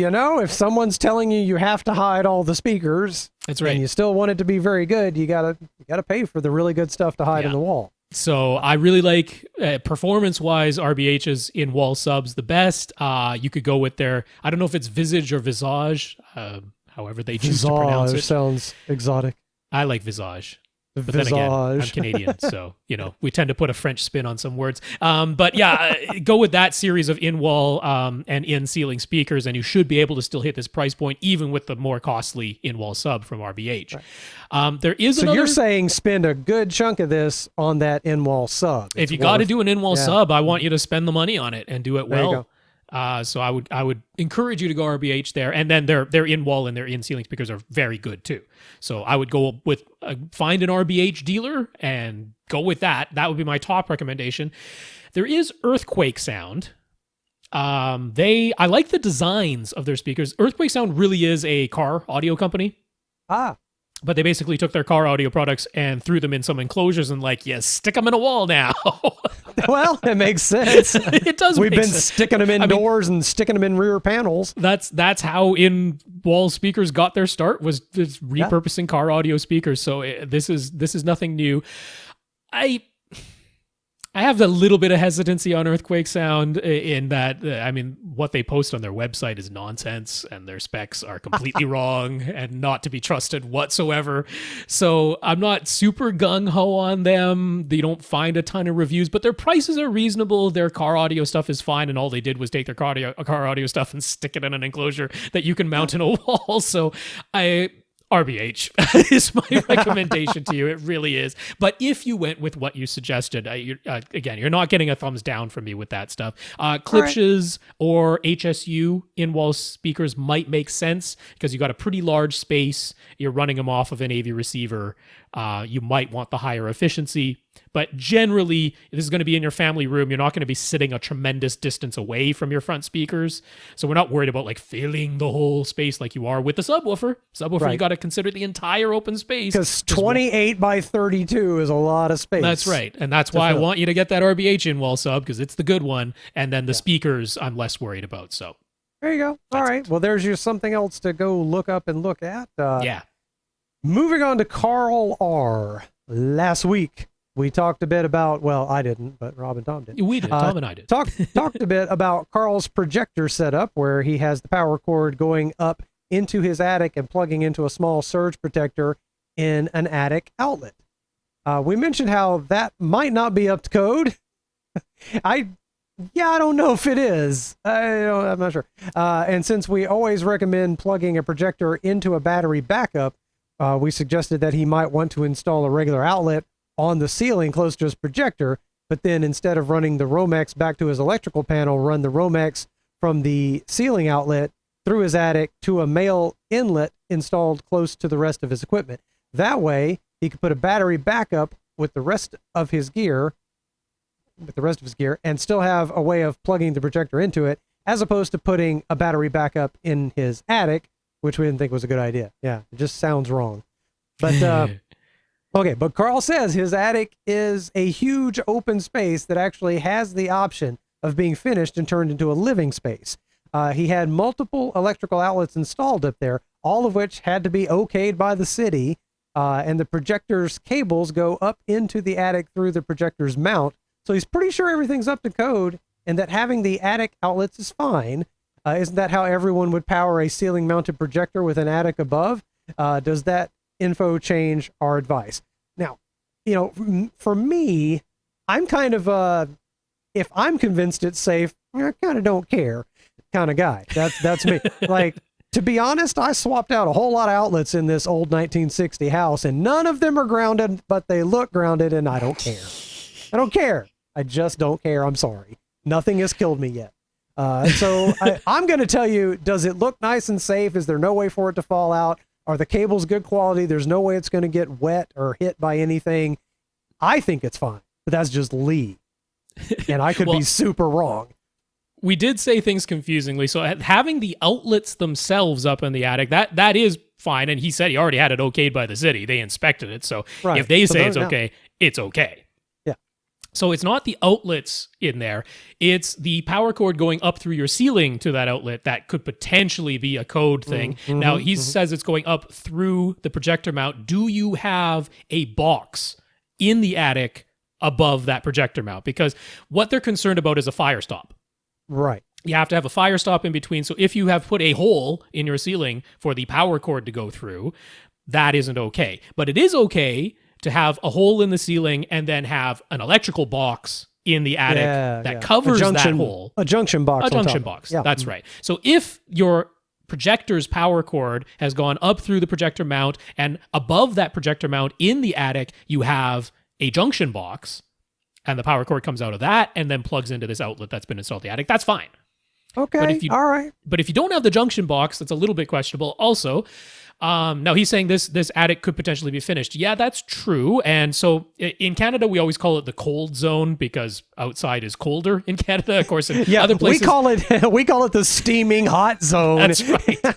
So really what it is it's the uncontrolled zone versus the climate controlled zone. Yeah. So the inside of your house below that attic is definitely climate controlled. And he's had all this insulation installed in the attic. So that means right now the way his attic is uncontrolled climate space just like outside, which is what it's supposed to be. Essentially, the sheathing of your roof is supposed to be the same temperature inside and outside. That's important, otherwise the sheathing of your roof will rot. Yeah, we don't want any moisture to form on anything. That's right. So if you were to finish the space, you have to install baffles directly to the underside of the sheathing that separates the sheathing from the inside of the attic. Then you can insulate around those baffles, take out the insulation that is currently above your ceiling, and now you have converted the attic into a living space. But the way it is right now, you don't appear to have baffles on the sheathing going to the your actual roof. So right now, inside your attic and outside your attic, those are meant to be the same temperature. Your attic should be vented right now. Yeah. Those vents should be cooling or making the inside of your attic the same temperature, which is why you have this blanket of insulation covering your ceiling. So that means you have to have a vapor barrier. Right, you want to be able to have moisture go out of your living space into the attic, but not from the attic into your living space. So once again, you'd have to have a junction box covering any openings on the ceiling. That would then need to be covered by a vapor barrier, and then your insulation on top of that. I mean, that's code in Canada. I don't know if it's different elsewhere, but well, that's all the way that wouldn't be too hard to kind of rig up. I mean, we see the goal here. Regardless, unless you did convert this into living space, I wouldn't put a battery up in the attic. No. You just don't do it. So our answer remains the same. It is the same answer we have for anybody, and whether this is a basement setup or an attic setup or anywhere in between, what we like to do is you install an outlet on your ceiling next to your projector that has a junction box on the back of it, an electrical box, as you probably would do. Of course, any outlet that you would install in the ceiling, normally you'd run the Romex back to your main electrical panel for power, but instead of doing that, you run it to a male inlet that you install near your gear. And what you have essentially done is created an extension cord, but it's an extension cord that's up to code because it has junction boxes on the back of it, and it's Romex that's running through your attic. That's all it is. That doesn't sound too hard. That does not sound too hard, so I'm with you on that. Yeah. That's something someone like me could rig up and feel good about. Oh, yeah, absolutely. Anybody could do that, so. That's still the same answer there, Karl. Same answer and very But hopefully specific. said a little bit more clearly, because we were pretty vague and confusing when we said it last time. That was very clear. So I agree. So maybe my idea of does it look okay than it is, that's probably not the right way to go. Just want to be clear on that too. I'm full of it. Ted M has sent a question. Ted is all set to go with the JVC RS540 projector and Seymour AV ultrafine screen that we recommended. He called AV Science also as recommended, and they suggested he might want to go with a Screen Acoustics V6 UltraWeave screen instead, even though they are a Seymour Screen Excellence dealer as well. What do we think? Yeah, so Seymour Screen Excellence is the dealer division of Seymour AV, and it costs more. So if you buy directly from Seymour AV, you hit your budget, whereas if you go Seymour Screen Excellence, you're probably over your budget. So that's one consideration. Now, the Screen Acoustics UltraWeave, I have no experience with. They do, if you go to Screen Acoustics' own site, they're like, AV Science is the exclusive dealer of Screen Acoustics. So I don't know if it's their own thing that they made or what exactly is going on there. I will say, I mean, the screen looks fine enough. I do trust the folks at AV Science. I don't really doubt that someone other than Seymour AV managed to create a really ultra fine weave acoustically transparent screen. It's not impossible to have been done, so I'm fine with that. I hate the mounting method that they describe on the website. Anyway, I don't know. I'm assuming what they have as the V6 UltraWeave on their website is what you would be getting. And the way that they have you attach the screen to the frame, I hate that method.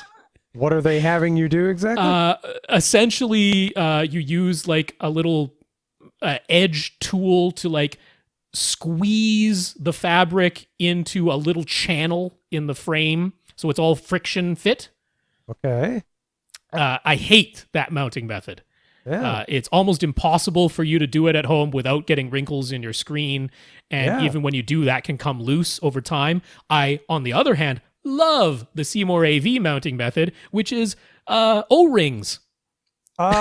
It's so much easier than everybody else's mounting method. And it keeps the tension uniform even as the screen ages. And if an O-ring snaps, you replace it with another O-ring. It's really easy. That sells me on it right away. I mean, I don't understand. So literally, the other one, you're smushing it into a groove. Yeah. With like a butter knife, basically. What? Why? I hate that method. No, I'm with you, and I've never even seen it. Well, it is cheaper, so I guess that's why. But I hate yeah. that. So, yeah, I mean, we know from experience that the Seymour AV ultrafine screen is like, that's about as good as it gets, man. So I'm not changing my recommendation. I'm not saying the UltraWeave fabric is lesser. I don't know, but I have no reason to say that it would be, and I do trust AV Science's recommendations, but just on the mounting method alone, I'd stick with Seymour AV. All right. That's a compelling argument right there. Another AV Science recommendation was the Panasonic UB820 Ultra HD Blu-ray player, since the RS540 will automatically go into HDR picture mode, but it only has one HDR tone mapping curve. Do we agree with that recommendation?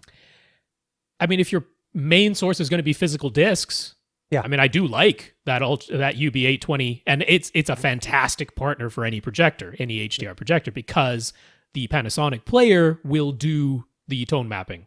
That's the one we were talking about earlier? That's the one. That's the one that does dynamic tone mapping of its own when your display doesn't do dynamic tone mapping. Okay, so... Yeah. So I do like that. Now, of course, though, it only applies to physical discs and whatever streaming services are built into that Panasonic. So it's a pretty good deal.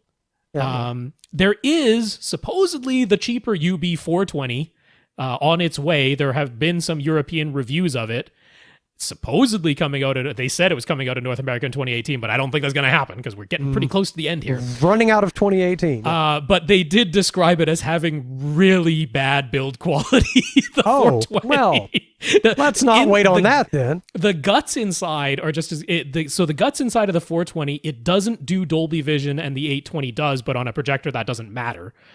So all of its other guts, the 420 has the same insides, but apparently its build quality is really bad. So if discs are going to be your main thing, I do like... If you need an Ultra HD Blu-ray player anyway, and you're okay with the price, it's a good recommendation. All right, that sounds appropriate for that projector situation. Right.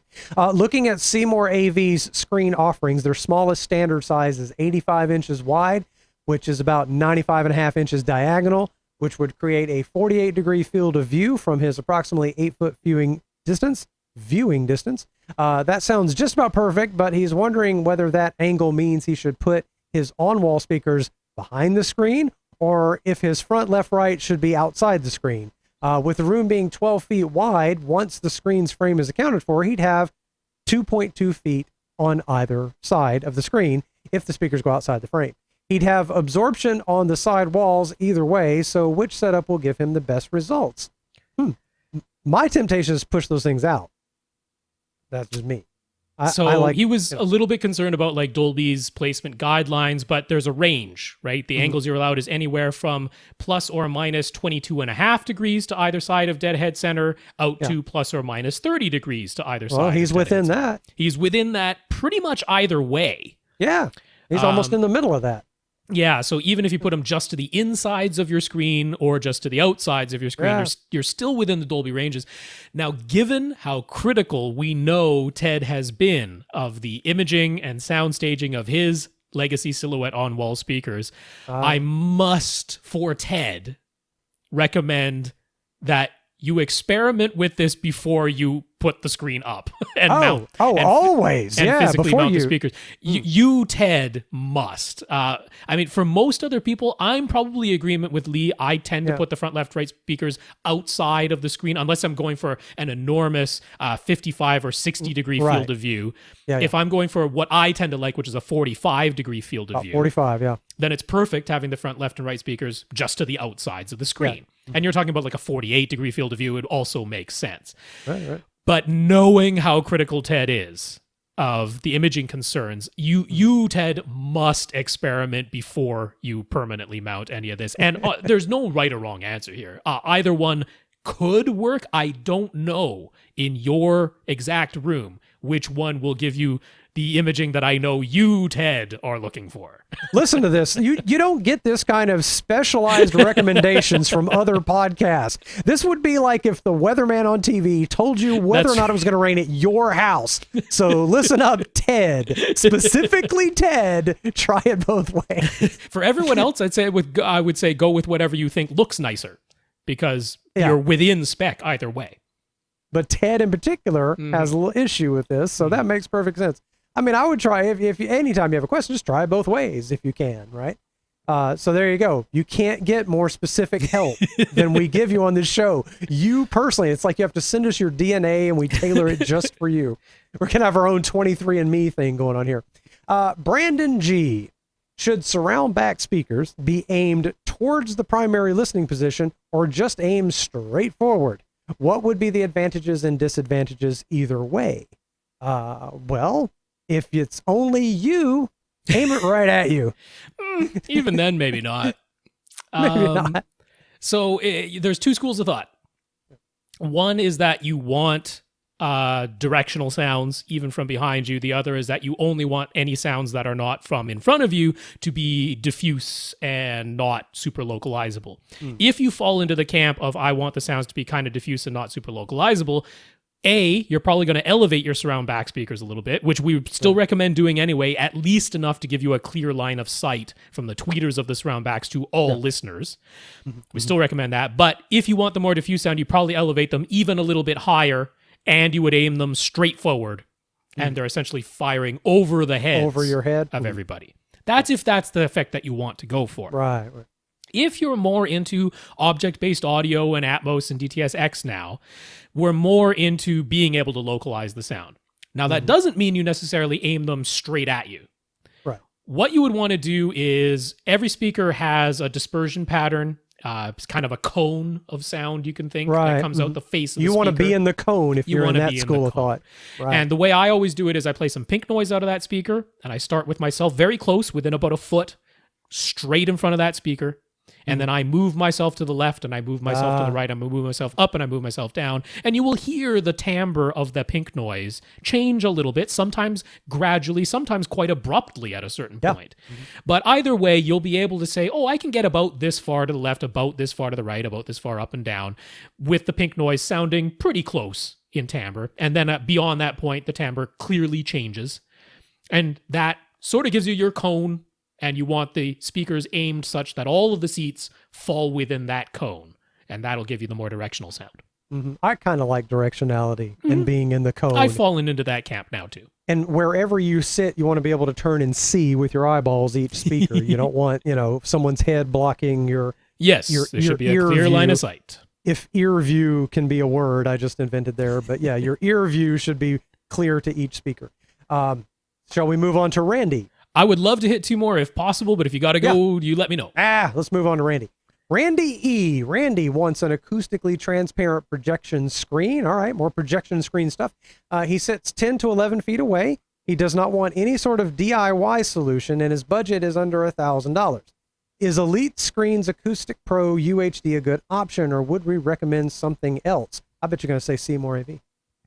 Yes, I would recommend something else. I'm not a huge fan of Elite Screens acoustically transparent options. They do have some color shift to their screen, which you can calibrate out, but it's a little bit more hassle than I'd really love to go to. So, high or low is what I end up recommending. On the high end, Seymour AV. 10 to 11 feet away, you could benefit from the ultra-fine. Once you get to 12 or 13 feet, I'm pretty comfortable recommending just about any woven acoustic transparent screen as far as you not seeing the weave pattern. Right.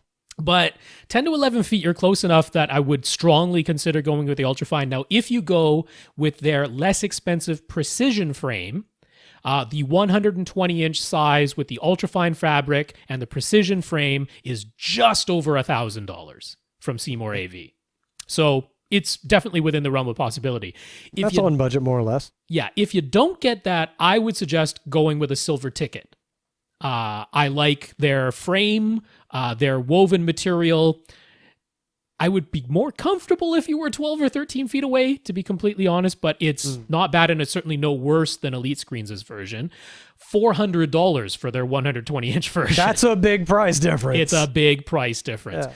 Personally, I think at your viewing distance that the Seymour Ultrafine would be worth it. If this is an investment, you're going to have it for a long time. I think I can make that argument quite easily. But yeah, I would kind of leave the Elite Screens as the odd man out. If you're not going to get the Seymour, I'd go even less expensive. I'd get the silver ticket. All right. There's 2 very good recommendations. That was an easy one. Terry G. Terry bought a JVC RS540 projector. He loves its picture quality, and he's having fun tweaking it. But there are so many settings, and the way HDR is handled is confusing. So he thinks he will eventually hire a professional calibrator, but do they charge separately for every setting and source device?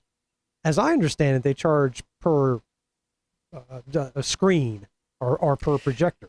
I mean, they're free to charge however they choose. They I mean, I guess just work it out with them. Essentially independent contractors. Most professional calibrators these days, what most of them are doing is they'll give you a standard dynamic range night mode, a standard dynamic range day mode, and an HDR mode. And sometimes they'll do a game mode as well if you're a gamer. But usually that's sort of the standard, those 3 modes for a single input on the projector. That's what most cover. If you need specific calibrations for specific source devices, that usually is an added charge in most cases. Like I say, they're free to charge however they choose, but most will. If you need multiple inputs calibrated, sometimes there's a small upcharge for that. I mean, if they're just copying the settings, usually not much. But if you need independent calibrations for different inputs, that's usually an upcharge as well. But most of them you can probably count on the one main input, so like from your AV receiver into your projector, that one main input, usually the 3 modes, maybe 4 if they do the game as well. That's kind of what most are doing these days. And I would also say, for any kind of professional like that, it's okay to haggle a little bit. I mean, absolutely, ask them. Don't be rude and like lowball them or anything, but just ask them and tell them exactly what you need, and then that way there's no surprises. He knows the Panasonic UB820 is getting a lot of love. We just mentioned that, since it can tone map all HDR discs and send a consistent signal out to the projector. But he already has an Oppo 203. Can the Oppo do just as good a job? Again, there are so many settings. So many. It can't. because the Oppo doesn't do dynamic tone mapping of HDR.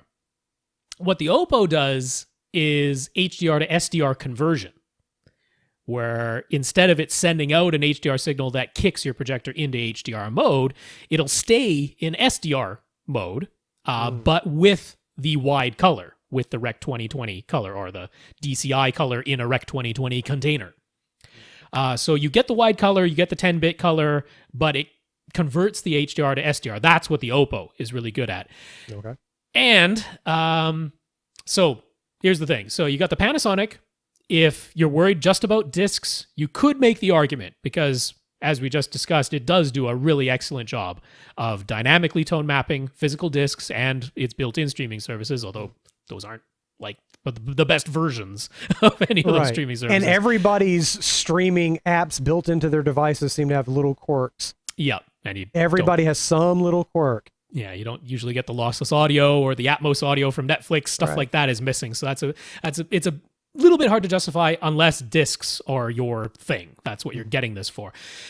The argument can be quite easily made that using the HDR to SDR conversion is a good way to go.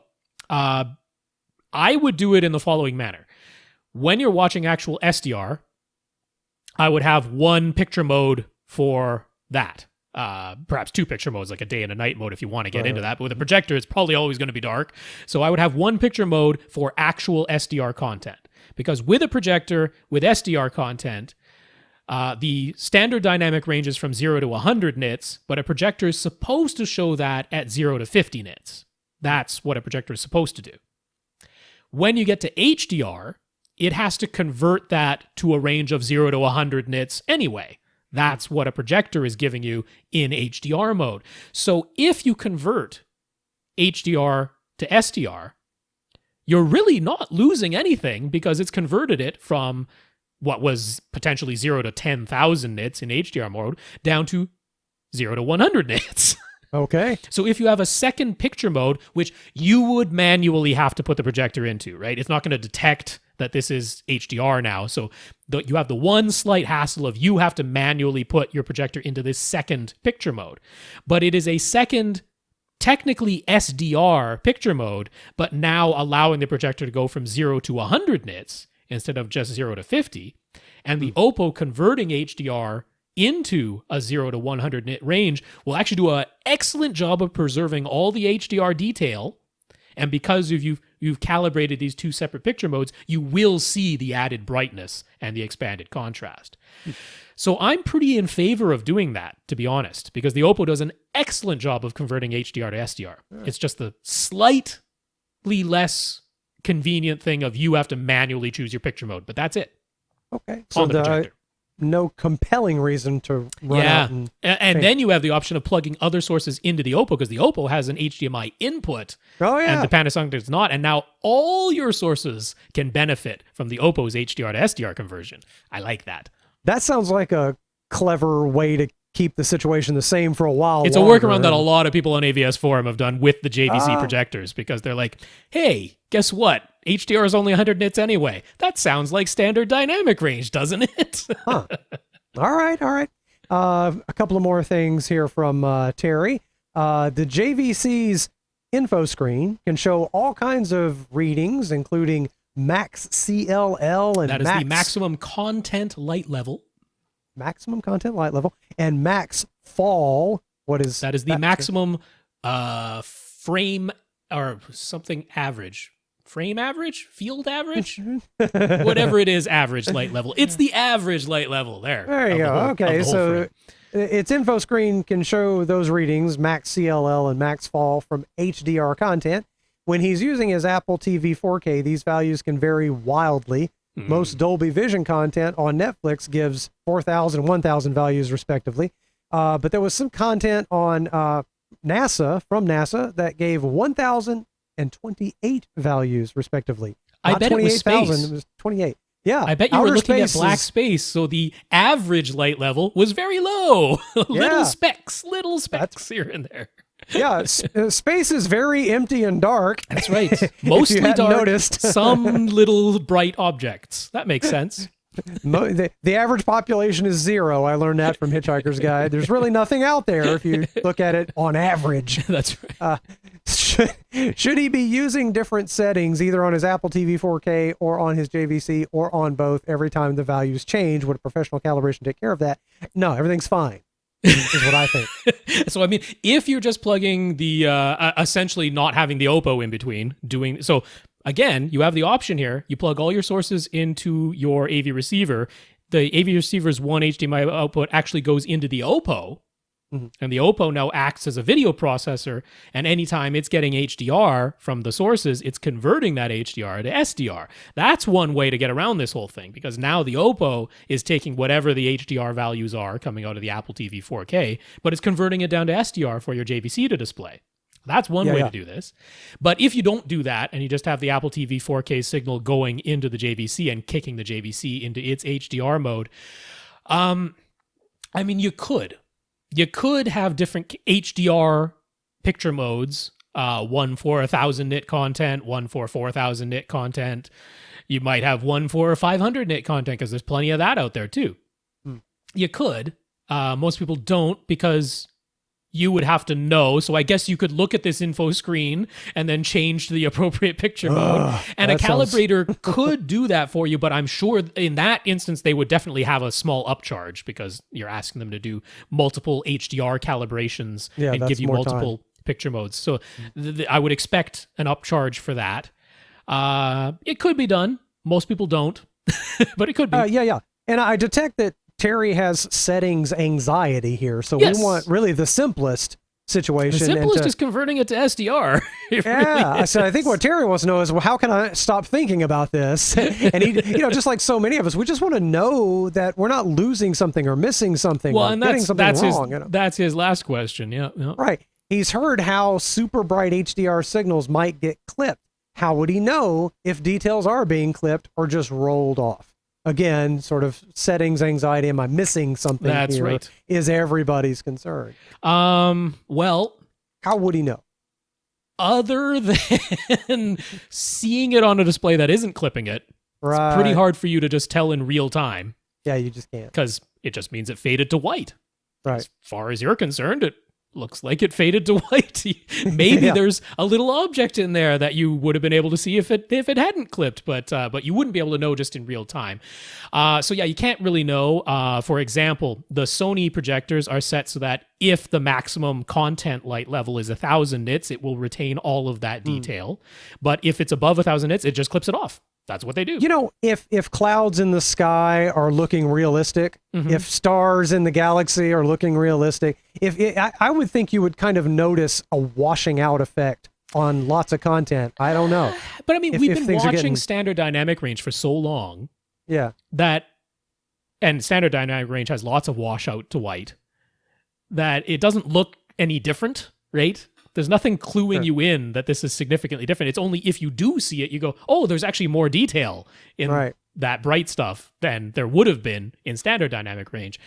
Again, I'm kind of in favor of just letting your Oppo convert it down to SDR because it does a really good job. Well, then that sounds like the thing to do. That settles his mind on a lot of these things. It does. I mean, the Panasonic could do it as well. It's just the Panasonic can only do it for physical discs or its own built-in streaming. Yeah, and he's got to go buy it. I like the idea that Oppo doing it for everything. That's really neat. Again, we're coming back to let's ignore the thing. Let's ignore, and have our device retone map this stuff. Coming back to that. Yeah, so all this stuff we've been worried about, stop worrying about it. Well, there we go. Use the Oppo. You want to do? Let's do another one. I'm here. Are you sure? If you're okay, I'm okay. All right, I'm here for at least a little bit longer. What we got here? Sure, no, why this not? This goes forever. So I scroll ahead here, a little background info to see, and I'm like, jeez. Okay, so let's talk about Joey's question, and we'll also do Daniel, and then really, wow, yeah, we can do Joey and Daniel. How Holy about that? Cow. All right, I'm in. I'm here to help. Joey M on Facebook. Joey is just curious if we have any thoughts about HDAM, Hyper Dynamic Amplifier Module, on Marantz receivers. It seems to be a differentiator between Marantz and Denon. Is this something real, Rob, or is this a a fancy way of saying something that's pretty mundane. Well, I mean, it's a Marantz trademark, so they continue to use it. If you read Marantz's own glossary of what they are, they're like the HDAM, HDAM, hyperdynamic amplifier module, whatever you want to call it. It's the hot damn. Yeah, really. It's on the preamplifier section. You might think with a name like dynamic amplifier module that it has something to do with the actual amplifiers, but it's not. It's the preamplifier stage. That's where this device is. And they, in their own write-up, they're like, this replaces traditional off-the-shelf op amps, like most other AV receivers are using. Operational amplifiers, right? Which you'll also find in like headphone amplifiers. This is when you're taking a very, very weak signal and preamplifying it to the preamplifier output stage, but it's not the full signal amplification at this point. Right. So it's their version of an op amp that you would find in any preamplifier. These days, so going way back to when like op amps were a brand new thing and there were significant differences in terms of noise and bandwidth and reliability of off-the-shelf op amps, this was Marantz's one of their things. They're like, we have our own surface mount design, this is our own version of it, and it was cleaner and lower in noise and all the rest of it. These days, the op amps that you can get from like TI are so good that there is no difference. There's no performance difference. The op amps that you would get in a Denon preamplifier stage are every bit as good as the HDAM preamplifier stage in a Marantz. It's just they still hold the trademark, so they still put it in there. So there's the thoughts. That's my that you asked for. Do you have any thoughts? And the thoughts are no advantage to it. It's just it's still their thing. So if you traveled back in time with it, you could impress people. Yes. But no need now. Okay, there you go, Joey. Daniel H. And I will wrap it up for myself after this. And let you continue if you want. No, that's fine. How long do you want to make a podcast? We've got plenty of bandwidth. Daniel H. Daniel has been an AVRant listener from the beginning. That's been a while. He says he misses Dina. Yeah, that's a long time ago. And Liz, I do too, but he loves the current format of the show. So he says, thanks for all the hard work we've put in. I don't put in hard work, Daniel. I do put in hard work. Rob puts in a lot of hard work. So I love it, and I thanks are going to Rob. Probably be doing it anyway, so why not share? What I work at is trying to be the questioner representing all the people who can't understand Rob. So when he says something confusing, I try to help everyone like you, Daniel. Daniel had a Pioneer Kuro. Oh, nice. And once 4K and HDR were established, he wanted the best display, so he wound up buying a Sony Z9D or Z9D. For SDR and 1080p, it never quite matched the reference quality picture of his Kuro, I can imagine. And now that he has spent some time with an OLED, he can see why Rob has been saying that LCD TVs, as good as they are, just can't quite stack up. And that's just the truth, man. That's where we are nowadays. But Daniel super duper cares about meeting standards and having a reference quality experience. Okay? His settings anxiety, like we talked about. It must be correct. And while the Z9D can't produce 4,000 nits, let alone 10,000 nits, it can produce well over 1,000. And most HDR content seems to be mastered to 1,000 nits. So is that true? Is most of it, is that the standard for mastering these Ultra HD Blu-ray? Most is, yeah. All right, great. So for all that 1,000 nit HDR content, the Z9D doesn't have to tone map at all. It can just faithfully reproduce the signal as intended. Nevertheless, OLED just looks better. Yeah. But it bothers him to no end that OLEDs cannot reproduce even 1,000 nit content, quote, correctly. I mean, I get the feeling, but okay. So is there really no such thing as truly reference quality TV available today? Interesting question. He's concerned that if he swaps his Z9D for an OLED, he's just going to be bothered by a different set of inaccuracies and imperfections. Is he missing something? What should he do? Oh, I know this pain. But see, the thing is, I think it comes down to, I mean, it's just a different, when you have emissive pixels as opposed to passive pixels, the light's coming from behind it.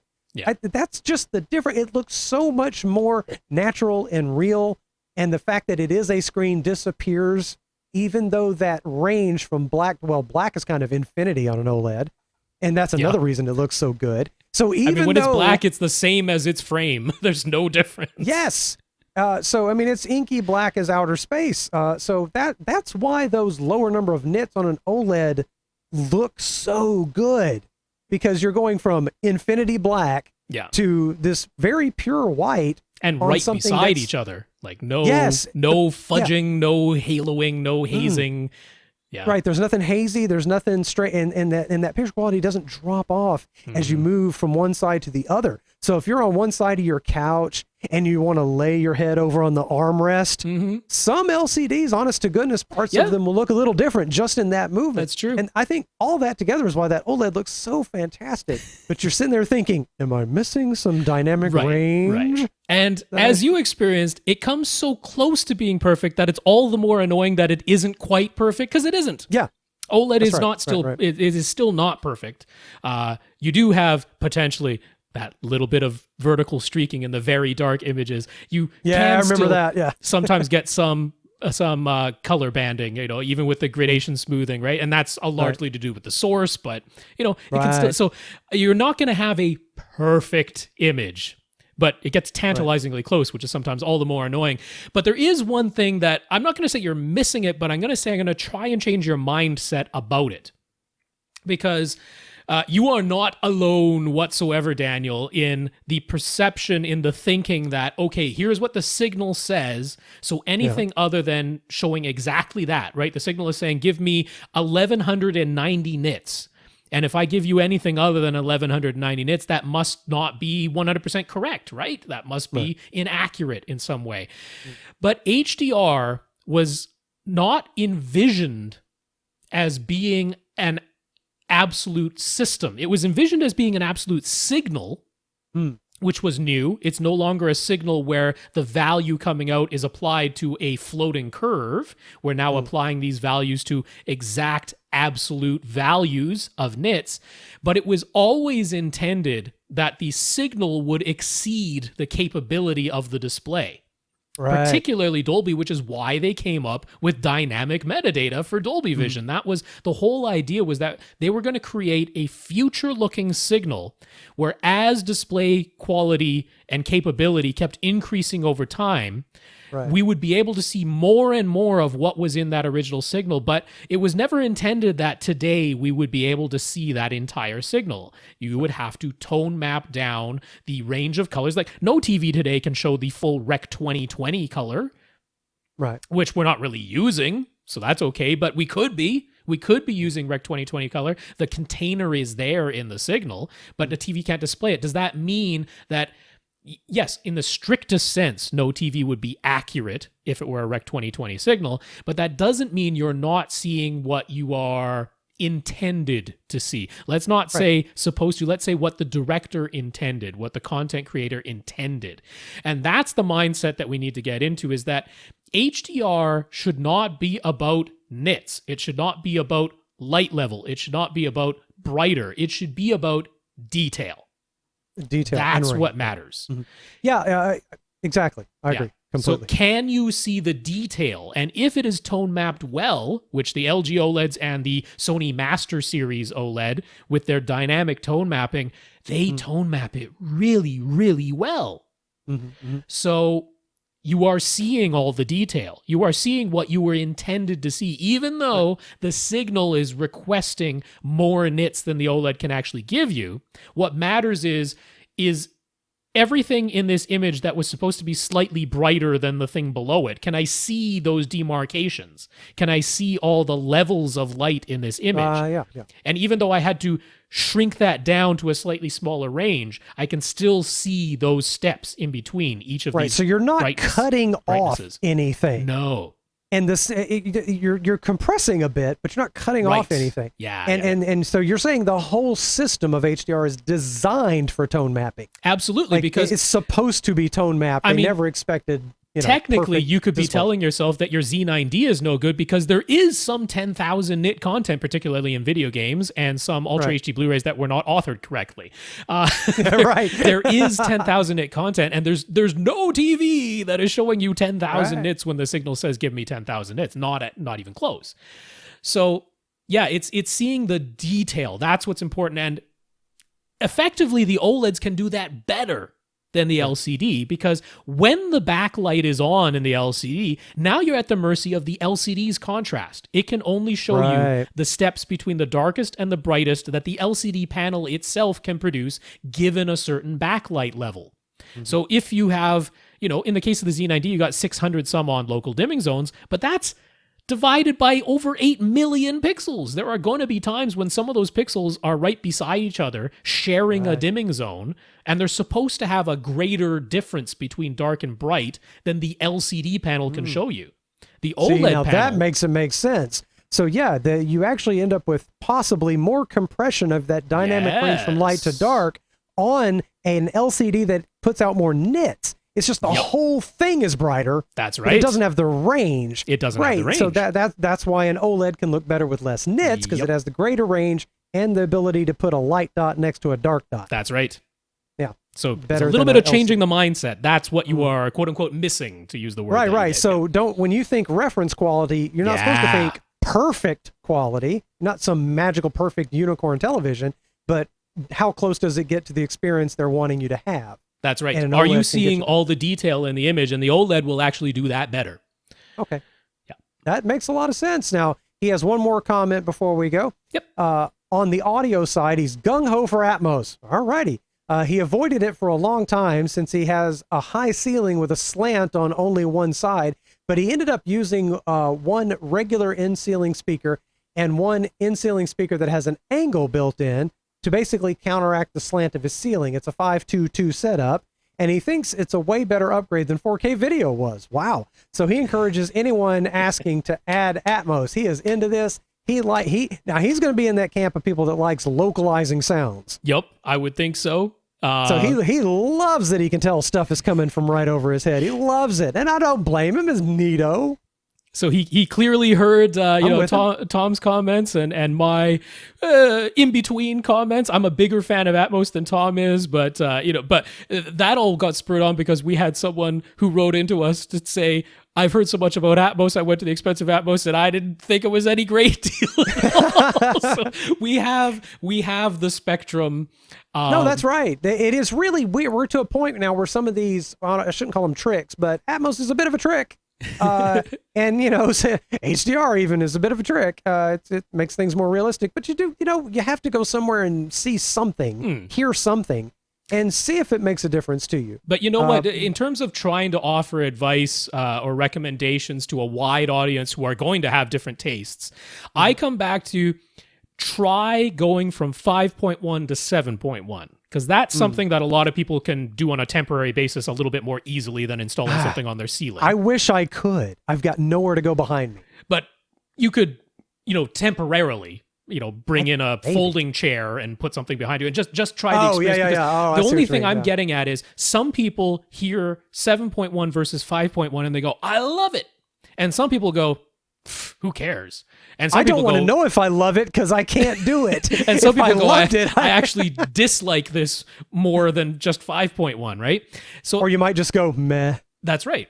So I think that is going to be very similar to how you judge Atmos. Because if you're the person who went from 5.1 to 7.1 and go, I love it, I think you will be the person who goes to Atmos and goes, I love it. Whereas if you're the person who went from 5.1 to 7.1 and went, I couldn't care less, I don't think you're going to care a ton about Atmos either. I think there's quite a similarity between having surround back speakers, what you think of adding those, and what you think of adding speakers above you. I think it's quite similar. I gotcha. And it's probably very space dependent. So it may be it may really tickle his ear holes because he has those high ceilings, and all of a sudden it changes the apparent sound space in that room. It does. It changes the ambience. You'll have some overhead effects for sure. Yeah. Yep. So it just brings sounds into an area that felt like a void for him before. That might be the case. But there are some people who hear that and they go, I hate that. It's distracting. I don't like it at all. So what are you going to do? I can't imagine I'd hate it. I have a feeling at worst I would just go meh. Because there's a big jump between stereo sound and 5.1. But there isn't necessarily a big jump between 5.1 and 7.1 or 5.22. So you just kind of have to know what you like. And that's been true with all these questions tonight. Different people, like was it like Dan earlier that you gave incredibly specific advice to? Just Ted. It was Ted. I forget names. I'm sorry. But that's it. It depends on exactly you. Yeah, it definitely. Well, for something like that, yeah, I fall into the camp of once I get used to something, I usually I miss it by omission. Right. Right. It's like right. When I take a step back, I go, oh, I actually did kind of like that. Yeah. That's what it was like the very first, when I first got used to high def TV and then would walk away and go look at a standard def TV. And it would look like, I one time told my wife, it looked like a submarine porthole. It was just like, it looked like a big, heavy, weird glass thing. And I'm like, why are we watching this? We have to get a high def You TV. managed to go from OLED back to LCD and survived, so. Well, no, I went OLED back to plasma and survived. Oh, back to plasma. Yeah, see, and plasma has a lot more in common with OLED because it's emissive and not passive. So that's why I went back to plasma and survived. And also it saved the money for now. And I just got mad at LG. Don't forget, I got mad at LG. Like, ooh, I just don't like that. So maybe I'll calm down and we'll try another one after the first of the year. Maybe you'll spend even more on a Sony and be happy. We looked at that. You know, we might. I don't know. Maybe I need to spend more and feel better about it. You know, like some of these folks that just feel like something might be missing. And I hate that feeling.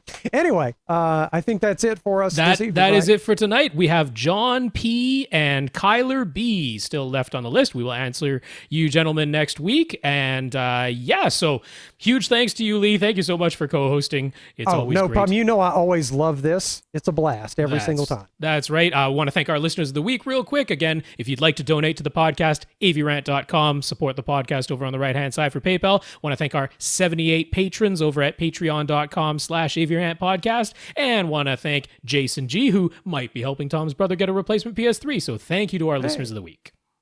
Thank you. And again, if you want to send your questions in, it's question@avrant.com. That is our email address. And if you'd like to reach Lee, where can they find you? Find me on Twitter @LeeOvertweet. Good stuff. Well, on behalf of Tom Andrew, this has been AVRant. I'm Rob H. And I'm Lee Overstreet. Now go out and listen to something.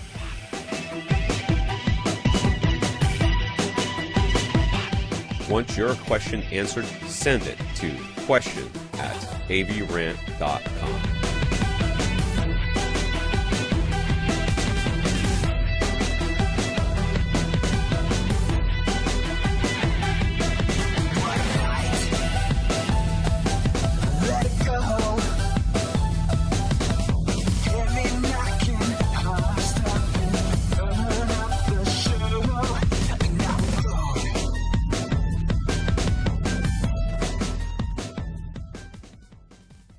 This is AVRant. Now go out and listen to something.